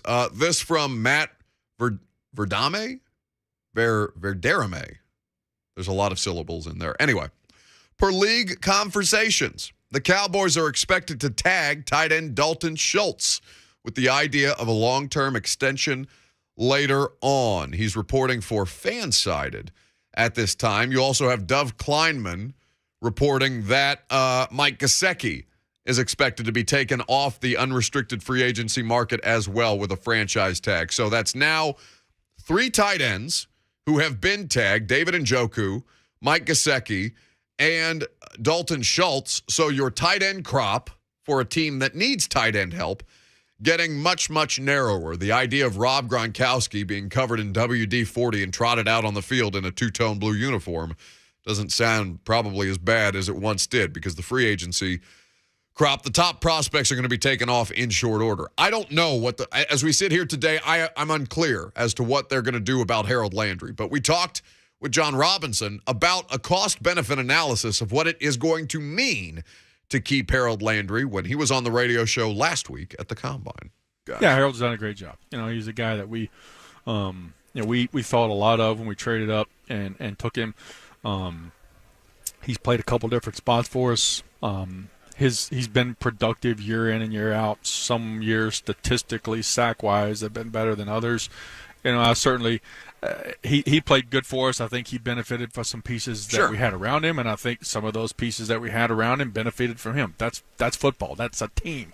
But we're working to try to keep Harold. We've had some discussions. We'll have another meeting this week, and then we'll talk after. And we've got a couple weeks here before the deadline, and when free agency starts. And we love Harold, and we want to try to keep Harold. But that balance of how far can you go is something that we have to be mindful of and we have to work through. So that was John Robinson. What was that conversation, Wednesday or Thursday? I believe it was Wednesday, the first day you were up there. That sounds right. Wednesday at the Combine. So, of course, the franchise tag deadline comes down 3 p.m. Central Time tomorrow. A lot of the top names whose contracts have expired, there's going to be team control maintained on a lot of those guys. Orlando Brown earlier, the left tackle for the Chiefs. We talked about Gesicki, Schultz, and at this point, David Njoku. So the names will continue to pop up. Again, the players that are eligible, the biggest names that are eligible for the franchise tag still remaining. Devontae Adams with the Packers. Bucks wide receiver Chris Godwin. You've got Mike Williams with the Chargers. Bengals safety Jesse Bates, and Harold Landry. So we will see what the Tennessee Titans opt to do at this point. Chris Alonzo tweets the show. By the way, you can interact with the show either via the phones or on Zone TV. Chris tweets us, thoughts on O.J. Howard with Gesicki, Schultz, and Njoku off the board. No, thank you. I don't need O.J. Howard. So, I know they had a bunch of tight ends in Tampa, but who's the this is going to drive me crazy. They had Gronk. They had O.J. Howard. Cameron Brate. Yeah, Brate. Cameron Brate was a better option, a more reliable option than O.J. Howard. O.J. Howard, consistently struggles, both with health and with consistency catching the football. I'm good on O.J. Howard. And that's throughout the course of his career. Yeah, it's been wildly underwhelming since he's been at Alabama. His whole time, even at Alabama, you wanted more from him, and he didn't pop off until one national championship game against Clemson. Just never had that consistency. Yeah, so people do this, right? The name. They know O.J. Howard has been in the spotlight because of Alabama and because he was a first-round draft choice and because he was on the same team as Tom Brady. But he didn't do anything with Tom Brady as his quarterback, and you want to bring him here to help Ryan Tannehill? Nope. Not here. Not today. 615-737-1045. All right. I've ignored it for 2 hours. I think I've done successfully. I've ignored it for 2 hours. But people have started to notice, like Peyton Gerard in the YouTube chat, are you just going to quietly skip over the massive report? He shouts at me in the YouTube chat. Are you just going to quietly skip over the massive report that came out from Florio and probably broke your Twitter feed, Buck? I'll talk about Aaron Rodgers and these godforsaken Titans rumors coming up next.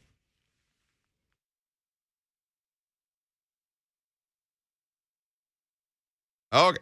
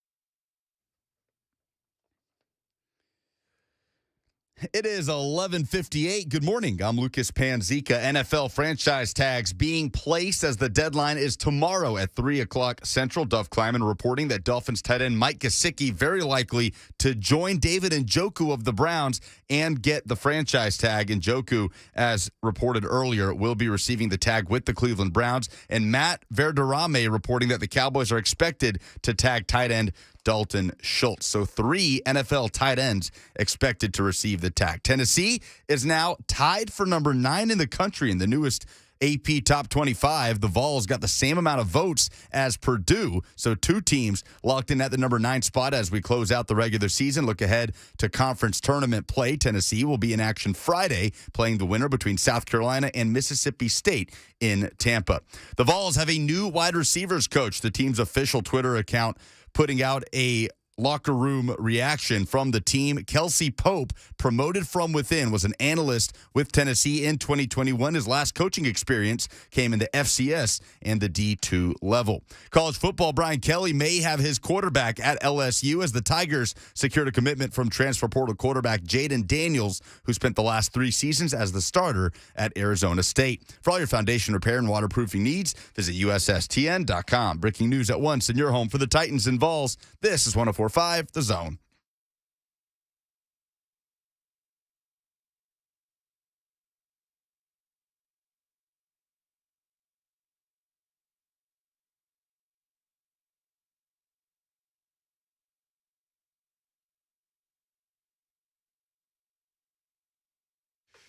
Final hour.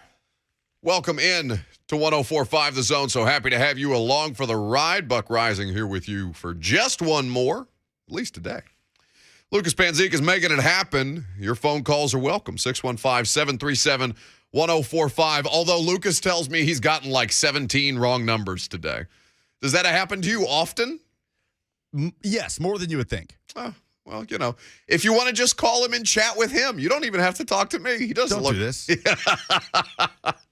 doesn't look like he's got enough to do back there. So if you feel like annoying him more than this next conversation is going to. Yeah, I rebuke that in the name of Jesus. You can do that. 615-737-1045. Don't let Caleb Farley deter you. Lucas is available for your wrong number needs at any point. Please, everyone be quiet. You said you were frantic. So Ding Dong of the Week Yes. is a Blaine and Mickey weekly staple. Staple at 120. It has now become my favorite promo running on the station. Just Mickey Ryan sounding like in awe of ding dongs falling from the sky. So you were searching frantically for a ding dong of the week. I need a ding dong. Did we just hear his voice? It might, maybe it is Coach K. I don't know. You'll have to tune in at what time to find out? 120 today. 120 today for the ding dong of the week. So we haven't laughed nearly enough at Coach K for losing that way. Like it was funny to see, like almost universally, Mike Krzyzewski being mocked publicly. I know people hate Duke, but oh my God.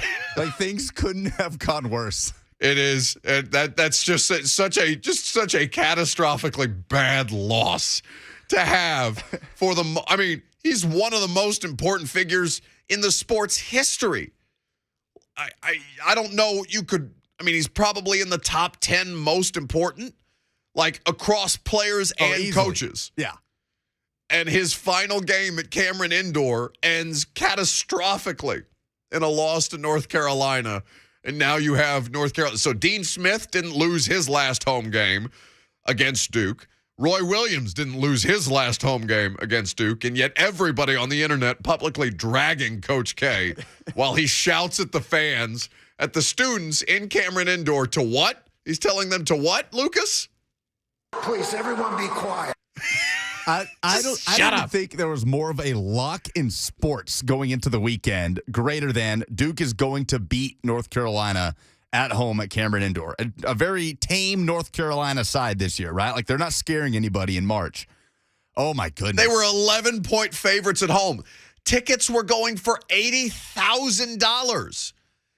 $80,000. Which is that's absurd. That's nearly what's the average? Can you look this up for me? What's the average annual salary in the United States of America right now? Because I want to say I think it's like preposterously low. I think it's like 45,000 is the average annual salary of the American worker. It's approximately 55,000. Okay. So it is nearly double to go to Coach K's last home game and watch them lose. You had Jerry Seinfeld sitting courtside, stunned in his Duke getup. Why is Seinfeld a Duke fan? I don't know. He's sitting next to NBA Commissioner Adam Silver, and they look horrified watching Coach K's moment be ruined. Oh, Seinfeld can certainly see the humor in it. His face didn't in the one still I saw, he did not. He was wearing a Duke like Letterman jacket. He looked horrified. I saw someone say, even the most diehard of Duke fans have to understand how objectively hilarious that is. 0% chance. It was Coach K Day on ESPN. That's the definition of comedy to me, is what happened on Saturday. Regardless of, it's just whether or not you're a Duke fan. What happened is funny, and that's not up for debate. It is objectively hilarious. The NFL never moves for anybody. The NFL intentionally did not schedule the quarterback combine workouts that evening because of Coach K Day. And he blew it. If you're watching quarterbacks in underwear running 40-yard dashes over that game, I got nothing for you. You can't do that because I would say to you, I don't know if the ratings for that are available between Coach K Day and whatever the combine did that night, but I bet you $20 it's a lot closer than you think it should be. Oh, I know it is. I'm saying that's wrong. Speaking of wrong, so what's most annoying? Because Lucas has been just miserable since football season ended, since the Titan season ended. Because I tried to drag him. The Monday they lost on a Saturday. The very next Monday, I came back and wanted to do a mock draft Monday segment. He wanted to punch me in the throat. I go to Indy for a week where I spent 20 minutes. One solid 20-minute chunk breaking down offensive line prospects in a way that I could physically see on the Zoom his eyes glaze over. And then there's this Aaron Rodgers thing, which has him spitting with rage behind the scenes. I don't know if I'm betraying a confidence in letting your bile be known to the public. I'm pissed at Aaron Rodgers. You're upset with Aaron Rodgers? Yes, with the man himself. Do you want to explain why you're upset with Aaron Rodgers? Because 3 weeks ago, we were told he would have something decided in about 2 weeks' time. And it's just dragging on and on and on. And Charles Barkley said over the weekend, Aaron Rodgers is like the girl that you have to tell her she's pretty all the time. And it feels more and more like that as we move forward with this thing. Just tell us what you're doing, Aaron Rodgers. So all these sports radio stations in, what are the markets that were brought up? Tennessee, Pittsburgh. Denver. I saw one Pittsburgh radio host tweet the other day, stop, he's not coming here. Feel like many conversations like that are being had just for him to end up in Green Bay. It'll never stop. It'll never stop until he makes a decision, which at this point he doesn't. The Charles Barkley quote is laugh out loud funny. It knocked me out of my chair when I saw that. The girl who needs to be told, the pretty girl that needs to be told they're pretty every day. Can you imagine Mike Vrabel walking up to Aaron Rodgers every day before their morning meetings begin and be like, Aaron, you look really pretty today. You're so good, Aaron. You're so good at football. We need you. So why are we even talking about this? Well, let me tell you, because this bleep hole threw my entire weekend into flux. I was desperately looking for a day to just remove myself from the filth of the NFL Combine. I didn't want to spend my entire Saturday when there was great college basketball being played all over the place, tracking down Aaron Rodgers to the Titans details. And yet, that is exactly what I did. Here's where it started. All right, so on March 4th, that would have been Friday night at about 7:45 local time, p.m., Ian Rappaport, with all eyes on Packers quarterback Aaron Rodgers and his future, here is the latest. Sources say Rodgers is truly torn on where he wants to play in 2022. While many in the NFL expect him to return, there's lots of positivity in Green Bay. He is going back and forth on what he wants. Tell me I'm pretty. Somebody, anybody, tell me I'm pretty. I'm so pretty. What's anger management? We need Adam Sandler and Jack Nicholson singing. Can you look up that song? I think that'd be fun to play. And then, so we have this. Aaron Rodgers, quote, truly torn about where he wants to play in 2022. All right, well, he can be truly torn, and that affects my life none. We're still good. We're still gravy, baby. He can build his house in Williamson County, and I don't have to worry about it. Until Mike Florio, later that evening at 11:50 p.m. Eastern Time. Aaron Rodgers reportedly is torn between staying with the Packers or moving on. So if he'll be moving on, where will he go? Oh, good. Per a source with knowledge of the situation, this is courtesy of Pro Football Talk, by the way. Rodgers has specific deals. Now that line, more important than any other line in this thing, okay? Rodgers, not the Packers, but Aaron Rodgers, has specific deals lined up with other teams. So the Packers aren't even negotiating at this point because Brian Gutekunst, outside of having the most ridiculous name in the NFL right now, he's the general manager of the Green Bay Packers.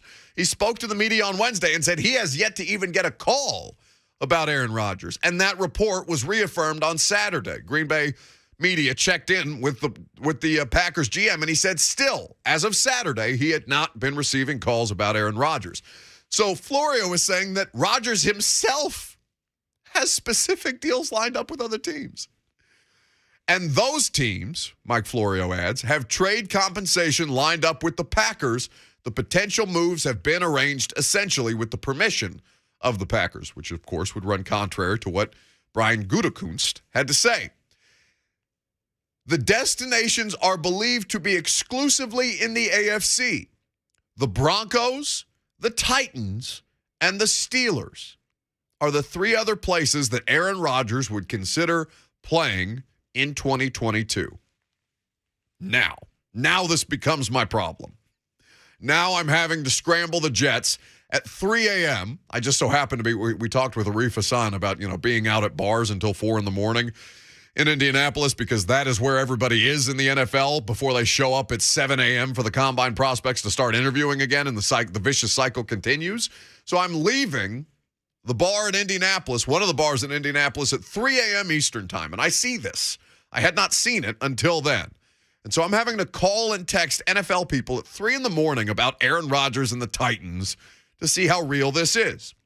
Now, what I will say to you is that here's what I can tell you is 100% so. 100% so that Aaron Rodgers has purchased property in Williamson County. 100% so that he is building a home here in Middle Tennessee.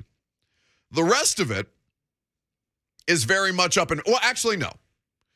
100% so that the Titans have prepared a contingency plan should Aaron Rodgers become available to them. That is so. Not because they're planning on making a blockbuster move for him, but because it would be a damn fireable offense if they didn't have a contingency plan in place should he become available.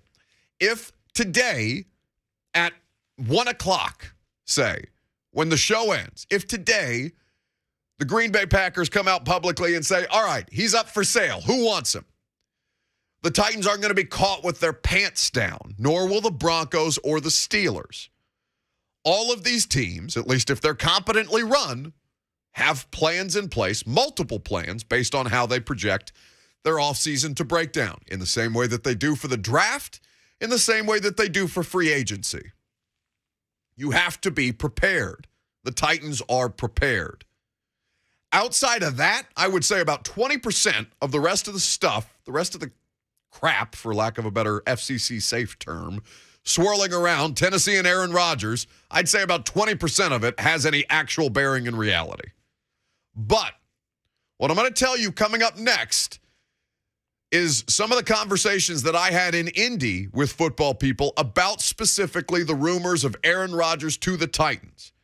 And what we're going to talk about is going to factor into his decision as to which of those four teams, Packers, Titans, Broncos, and Steelers, gives him the best opportunity to win a Super Bowl. Your phone calls on this are welcome. 615-737-1045. I'm Buck Reising. It's 1045 The Zone.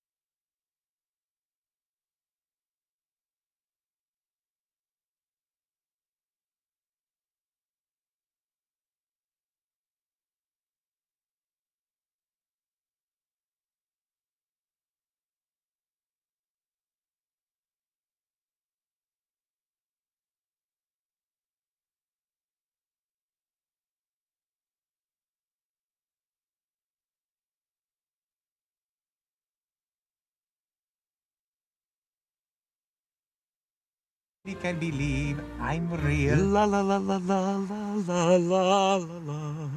See that pretty girl in the mirror there? What mirror where? Who could that attractive girl be? Who, which one, where, Now, who's Mike Vrabel? And who's Aaron Rodgers? You feel stunning. Between Nicholson and Sandler. Yeah. I feel pretty. Tell me I'm pretty, Mike. Finish strong. Did you think that was good? Tell me I'm good. Tell me it was good. Tell me I'm good. Tell me I'm good. Tell me that was good. Tell me I'm good. Tell me I'm good.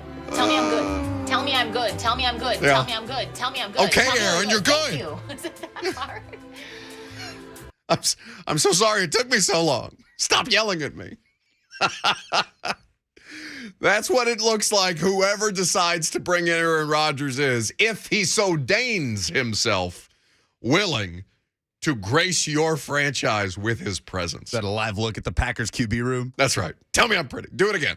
I want to hear the sound again. Do it again. Did you think that was good? Tell me I'm good. You're Tell me good. it was good. It's Tell really me I'm good. Tell me I'm good. It was a great touchdown Tell me pass. that was good. Tell me. I Tell me swear I'm it was Tell me I'm good. Tell me I'm It was good. really good. Tell me You're I'm so good. Tell me I'm good. You're so Tell me I'm good. Tell me I'm good. Thank Aaron. you. Is it that hard?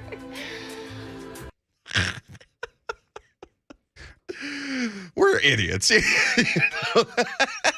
We did T-shirts with the line, what a stupid show we do. This is a really stupid show. It's a really stupid show. But this whole thing is dumb. I'm sorry. Like, and I was laughing because I saw, and I don't know if Terry McCormick's listening to the radio show today, but I saw Terry McCormick tweet this out. I might be wrong, but somehow I don't see wise guy Mike Vrabel and Aaron Rodgers, who has become a Kardashian-like drama queen, being a good mix together. And like, I get why anybody would think that, right? But you know who else was incredibly dramatic and remains incredibly dramatic that Mike Vrabel very much wanted on this football team? Jadeveon Clowney. They made a lot of exceptions for that dude that they would not make under normal circumstance. And do you know why? Because they believed, and a lot of people believe, Jadeveon Clowney to be a hugely talented player. We're talking about somebody who's miles better. And honestly, he's probably been a bit less dramatic than Aaron Rodgers has. A bit. All right, you're biased. He's not a quarterback, too. I mean, Aaron Rodgers has dominated every headline of the offseason. We're talking, but the point stands, all right? Because don't tell me that they wouldn't want to crack at Aaron Rodgers just because he's got some tell me I'm pretty stuff. All right? I think that is, I know for a fact that Jadeveon Clowney, that exceptions were made for Jadeveon Clowney that would not be made for other players while he was a part of the Tennessee Titans. And do you know why? Because he's a different kind of player than the other, than the slap who just got called out respectfully, than the slap that just got called up from the practice squad, who's got to fill in this week at backup left tackle. Different circumstances for different players. I appreciate any time that a coach or an executive with a team, NFL or otherwise, says, well, everybody gets treated the same here. No, that's just, I'm sorry, it's not so. It can't be. It shouldn't be. As much as I hate Aaron Rodgers being dramatic, Aaron Rodgers deserves different treatment than Joe Webb, who I think is still out here getting professional quarterbacking jobs. Aaron Rodgers is different and should be treated differently than Ryan Tannehill, because he's a 4-time NFL MVP and a Super Bowl champion, even if he has underwhelmed based on what his talent you believe he should be or have won at a higher rate than he has won. Now, we're talking about this because of the Mike Florio report saying that Tennessee was one of the teams that Aaron Rodgers would consider playing for. Titans, Broncos, Steelers, if he doesn't go back to Green Bay. Now, he's supposed to make a decision this week. He was supposed to make a decision weeks ago. And if you want to jump in on this, by the way, you're welcome to. 615-737-1045. But here's what I was able to learn at the NFL Combine, okay? Aaron Rodgers and the Titans, sure, it's up to him who he wants to play for. And then we will see dominoes fall as to where he actually ends up playing. Because, of course, this would have to be done via trade. We all know this. So if Aaron Rodgers wants to play for the Titans, then it becomes a different conversation. But what I was told this weekend is that the Aaron Rodgers destination stuff is just nothing more than gaslighting quarterback-thirsty fan bases. And what are Titans fans right now, if not quarterback-thirsty? We had one of our staples, one of our day one callers. I'm blanking. Darrington? No. Oh, this is awful. This is so bad. He just called us today. Scott? In Bethpage. Yeah. Damn it. My bad, Scott. Sorry. I'm not feeling well. I'm not doing well today. You'll forgive the brain fart, for lack of a better term. But Scott and Bethpage, who is a regular caller, could not get on our show for weeks because of the way that you guys were peppering us with Tannehill slander. Right or wrong? Titans fans are quarterback thirsty. And who would not be thirsty for Aaron Rodgers? I get it, even though some of you are probably done with the dramatics. But at this point, you're being gaslit. Now, I thought it was funny. I had somebody, Lucas, tweet me because I wrote an article at azsports.com of what I was hearing at the Combine on Saturday based off the Rodgers stuff. And I had a couple people tweet me. Now, keep in mind, Buck, people lie all the time at the NFL Combine. Not that I'm above learning every day on how to do my job differently, but I thought it laugh out loud funny that some dude on Twitter was telling me, "Hey, bud, for all the different NFL Combines that you've covered," and now I get to say I'm getting to be old enough where I can start to say, "I've been covering the NFL for almost a decade. How dare you tell me what to watch and what not to watch at the Combine?" Like, I don't know that people are lying through their teeth at every moment for a week in Indianapolis. And really, basically, until contracts are signed. I get it. There's a lot of this stuff that's bull.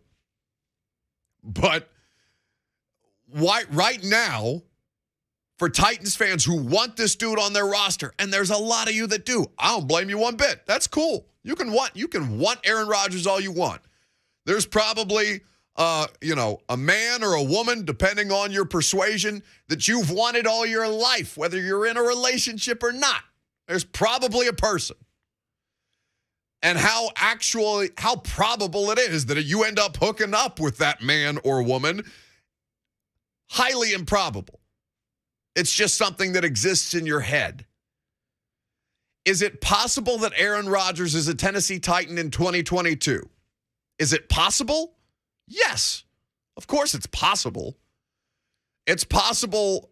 Anything is possible. Is it probable that Aaron Rodgers plays for the Titans in 2022? Of course not. There are so many different things that happen. Now, I'll tell you what else was improbable, just to not back myself into a corner. You know what else was improbable? Julio Jones. Julio Jones was improbable. Who plays for the Titans? Whose contract are you currently cursing right now if you're a Titans fan? Julio Jones. That's not the same situation. But it was improbable that Julio Jones ended up a Titan until John Robinson was getting calls on a pontoon boat in the middle of Percy Priest and then had to go to what I think he called it the historic, I think it's the Pinewood Cafe, Pinewood Kitchen maybe, I can't recall the name of the business that the Julio Jones the Julio Jones deal was officially done, but it took those kind of circumstances. I'm not saying that you should completely put it out of your mind, and I'm not telling you that you shouldn't want it. Of course you should want Aaron Rodgers to play for your football team. But as we try and stay grounded in fact and reality, at this point, as we sit here at 12:29 and 44 seconds on Monday, March the 7th, it is highly improbable that Aaron Rodgers plays for the Tennessee Titans. 615-737-1045. But I'm certain that this is not the last time I'm going to have to talk about this. Mahogany is up next on 1045 The Zone. Good morning, my friend. Good morning, afternoon, whatever you want to call it, Bug. Whatever it is. It's been a while. It's been a while, man, so I'm glad to hear y'all still out here fending off the masses with the nonsense. But I'm sick of the talk, man, with the Aaron Rodgers stuff. I just don't see it happening. It's not something that I'm trying to invest my time and overall caring into, because there are other things we could be worried about than a prima donna quarterback who can't figure out which way his hair should swoop today. So I just don't care. Appreciate you taking the call. Y'all have a good one. Stay sane out here. Lucas, you hate this more than anybody. I just know that in September, Ryan Tannehill is going to be the starting quarterback of the Tennessee Titans.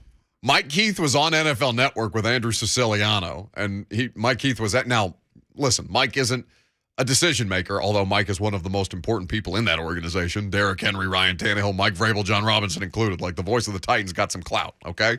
And so when Mike gets on national television and declaratively says Ryan Tannehill will be the starting quarterback for the Tennessee Titans in 2022, you can at least take that into consideration. It's not just that they have to trade for Aaron Rodgers if they were going to do the Rodgers deal. It's that somebody would have to take Ryan Tannehill. Like, that's the part that everybody just leaves out. That is the ignored part of the conversation. Wait, what do you mean? I've been screaming about this since I was at Mobile. But I'm talking about the masses that Mahogany is talking about. 615-737-1045. Here's the quote from John Robinson. We see all the news. This is on the trading for another quarterback situation. Russell, Wilson, Aaron Rodgers, or otherwise. We see all the news, all the speculation that's out there. It's a part of my job to stay on top of that. But we haven't had any discussions with any other teams about any other quarterbacks. Now, could that be a lie? Sure. John Robinson, though, typically is as forthright in those public comments as anybody. I think him and David Poyle, we're honestly fortunate with local. I'm not saying that they haven't been that they have at times been less than transparent. Of course, they have to be in those positions. But Poyle and John are both pretty upfront about what they want to do with their rosters. And if John Robinson is telling me at the time that he hasn't had any discussions with any other teams about any other quarterbacks, then what am I sitting here doing other than waiting for somebody to have a conversation with John Robinson about another quarterback? Blaine is in Dixon. Not our Blaine, but another Blaine. Hello, Blaine. It's Wayne. Oh, my bad, Wayne. Damn it, Lucas. Hello, Wayne. Hey, all I got is beep you, Aaron Rodgers. I don't want him. You don't want him at all? Oh, he hung up on us. He don't want anything to do with Aaron Rodgers. Yep, I think most people probably, because I was watching Zach Bingham this morning a little bit with the A to Z Sports Morning Show, and what Zach was saying was Aaron Rodgers may want to play for the Titans, but the Titans may not want Aaron Rodgers. And okay, sure. But I think people are probably projecting their own feelings about that onto the organization. Because he's a pain in the ass. Any of us can look at Aaron Rodgers. Basically, since the 2021 NFL draft, when Adam Schefter did like a sports radio type tease in the middle of live national television and said, to Laura Rutledge on NFL Live, hey, when we come back, I'm going to give you some great breaking news. And it was that Aaron Rodgers wanted out of Green Bay. Basically, since that moment, Aaron Rodgers has been a continuous pain in the ass of every NFL fan, including Packers fans, who are sick of it and sick of the stuff that he causes. But you'd be less sick of him if he was winning MVPs for your football team, if he was giving your football team the best possible chance to succeed. Again, I understand why there's a contingent of people who are entrenched in this position. Give me Rodgers or give me death. I understand. I truly do. But it's my job to sit here and tell you where I think the likelihood of things, just an educated opinion, an informed opinion on how this stands to play out. There have been times in my life when I have been wrong. You guys have witnessed that. I think we've been pretty transparent about when I get things wrong. We own up to it in ways that are clear and obvious to everybody, right? That's our job. But with this, the larger point of the conversation is not the acquisition. It's the moves you're going to have to make the acquisition, because you can't trade for Rodgers while Tannehill's still on the roster. So honestly, the thing that we should be having to talk about first is how can the Titans move Ryan Tannehill before you even talk about Aaron Rodgers? There's not an answer to that. What are the Colts going to cut Carson Wentz to trade for Ryan Tannehill? No. The Titans aren't going to trade Ryan Tannehill in the division for the same reason that people were talking about, the Jags selling off parts a couple of years ago, Jalen Ramsey. Selling off Jalen Ramsey for parts and thinking that the Titans were going to have a shot at him. No. AFC South, they don't do that in the division. 615-737-1045. Josh is in Nashville up next. Hello, Josh. So you're going to hate me for this reason. I was going to say, y'all know who we need. Let's cut the crap. We haven't been nothing since Steve McNair. We all know it. You know who we need to go down to Houston and get. Let's bring him back, baby. Let's get Deshaun Watson. Yeah, no, I hate you for that. You're right. I hate you for that. No, I don't hate anybody. Well, that's not true. I hate people. But no. Just no. What did Deshaun, do you remind me how many games Lucas Deshaun Watson won when last we saw him on a football field? 4. Remind me how many games Ryan Tannehill won last year whilst being, a lesser version of himself? 12. 12 is still greater than 4. Yeah, we're bad at math as a show. 12 still greater than 4, even though quarterback wins are probably a flawed way to do this? 12 is greater than floor. Also, 12 greater than floor, you said? 4 and 18 games played in 2021 is better than 0 games played in 2021. 0 sexual assault lawsuits is better than X amount of sexual assault lawsuits that are currently against Deshaun Watson. Typically, that is the case. 0 sexual assault lawsuits preferable to 22. Yes. Just in basic math. No, you do not need Deshaun Watson. No, you do not want Deshaun Watson. And by the way, I'm not here to judge like morality. And until such time as the legal system tells us that he's guilty, you have to assume that he's innocent. But if you're somebody who, while he's still not innocent, is thinking that you would like to see Amy Adams. Okay, remember when they drafted Jeff Simmons? I was at that press conference with Amy, John, Mike, and Jeff sitting at the table with all of us. Amy Adams Strunk is in tears because of the way that they had to go about vetting Jeff after he was on camera in 2016 punching a woman. Now you're talking about that same owner, one of the few in the NFL of the female persuasion, putting her arm around Deshaun Watson in the middle of all this. What the hell are you talking about? Are you kidding me?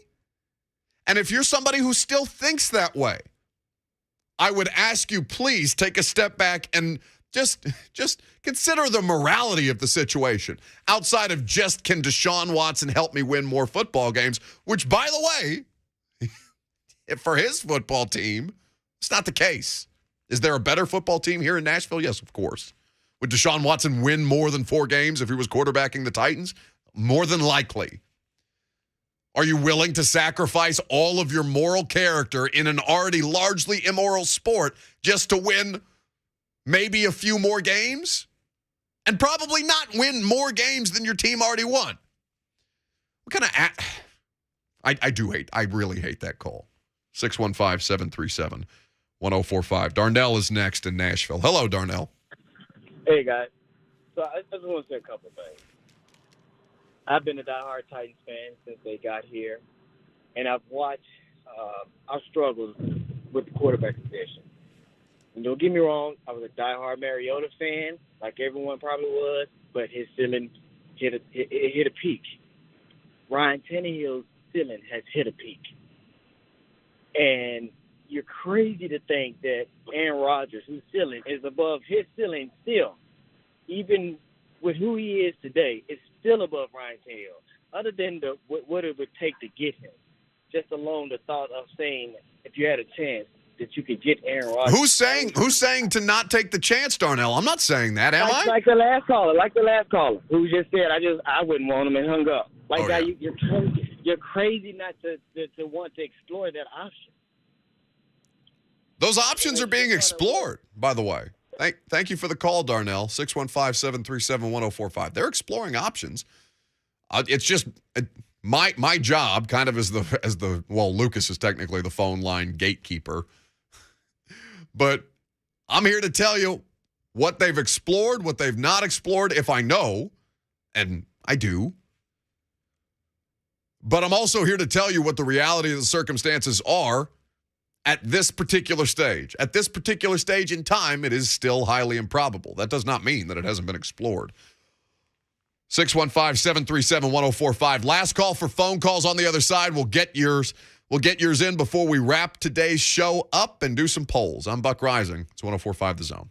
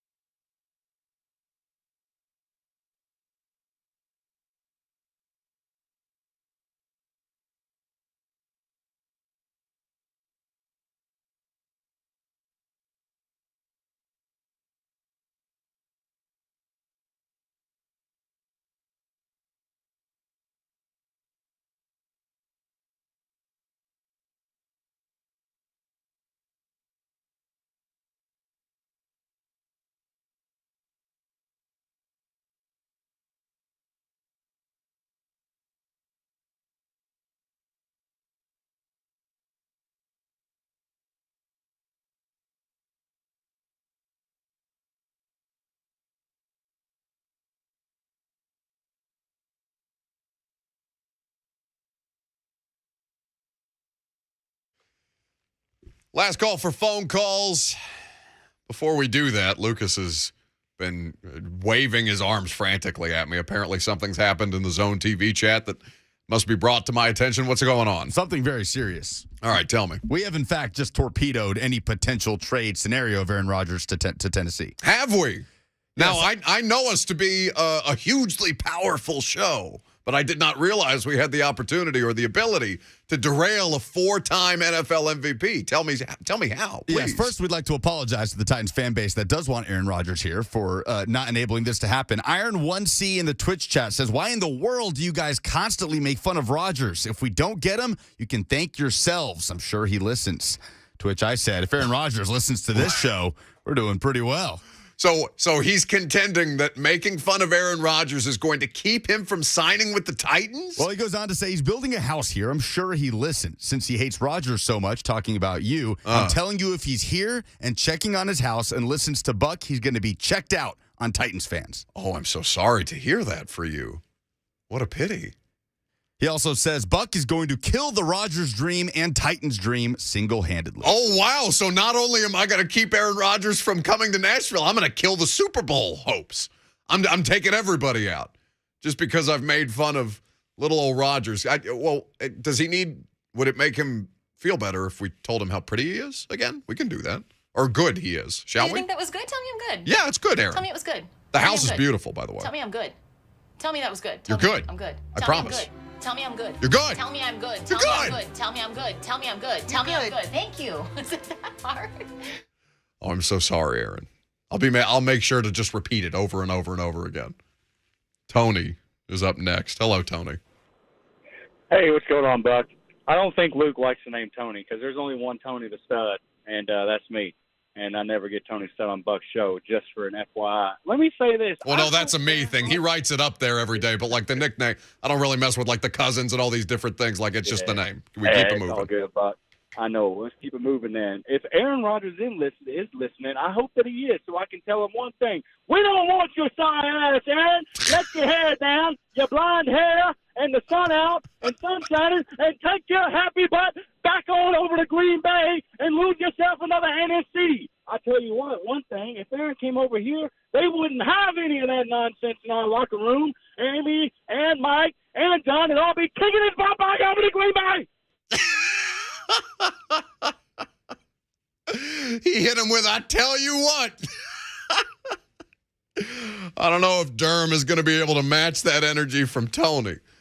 But we got Durham up next. Hello, Durham. All right, what up, Buck, baby? Well, you know. Hey, man. First off, I just want to say the Always Sunny in Philadelphia. Tell me I'm good. I love it on the show. That's amazing. I just want to say, Ryan Tannehill and Aaron Rodgers have the same amount of Super Bowl wins in this last decade as each other. So I keep hearing everybody wanting to get Aaron Rodgers. It sounds cool. 4 MVPs is all good. I don't want that Shianu show in Nashville. That's all I got to say. Thanks for the call. I mean, listen, it would be fun. I'd have a great time. Honestly, I should be rooting for this more than anybody because can you imagine what my life would be like to cover Aaron Rodgers with the Tennessee Titans and to have that, what did he call it, Shiano show in the building? A lot of 3HL references. They've overtaken us. Quickly, to the polls. Stop the count. Stop the count. The polls have closed and the votes have been tallied. Now, here's your favorite Buck Reising Show correspondent, Lucas Polzika. Now to the club. Uh-oh. What happened there? Shook. Presented by Two Rivers Ford, powered by Ford, driven by people. What is one word you would use to describe Cameron Indoor after the loss to UNC? Puka says karma. Andrew says satisfying. Karma. Goody says poetry. Justice. Logan says heavenly. Rick says joyless. AJ says charming. Lon says hilarious. Brad says joyful. Andrew says We really didn't spend enough time making fun of Coach K today. That's an egregious error on my part. Perhaps we'll do it when winners and losers take place tomorrow. Yes, and my favorite, Everyone Hates Chris, says serendipitous. I'm going to stick with justice. How confident are you that the Vols can take what they do at home to neutral sites? 60% are skeptical, 23% are not confident at all, 17% are very confident. I think the 60% has it figured out. You can be cautiously optimistic about Rick Barnes and this Tennessee team. Again, they will not play until Friday as the number 2 seed in the SEC tournament. For Tennessee fans, what was more important to you on Saturday? The Vols beating Arkansas or the football recruits on campus? Some high-profile prospects, including one certain 5-star quarterback, were in attendance. 73% say the Vols winning the game. We didn't talk about the Josh Heupel picture rolling up in the Mercedes with the 5-star quarterback prospect. That was a beautiful picture.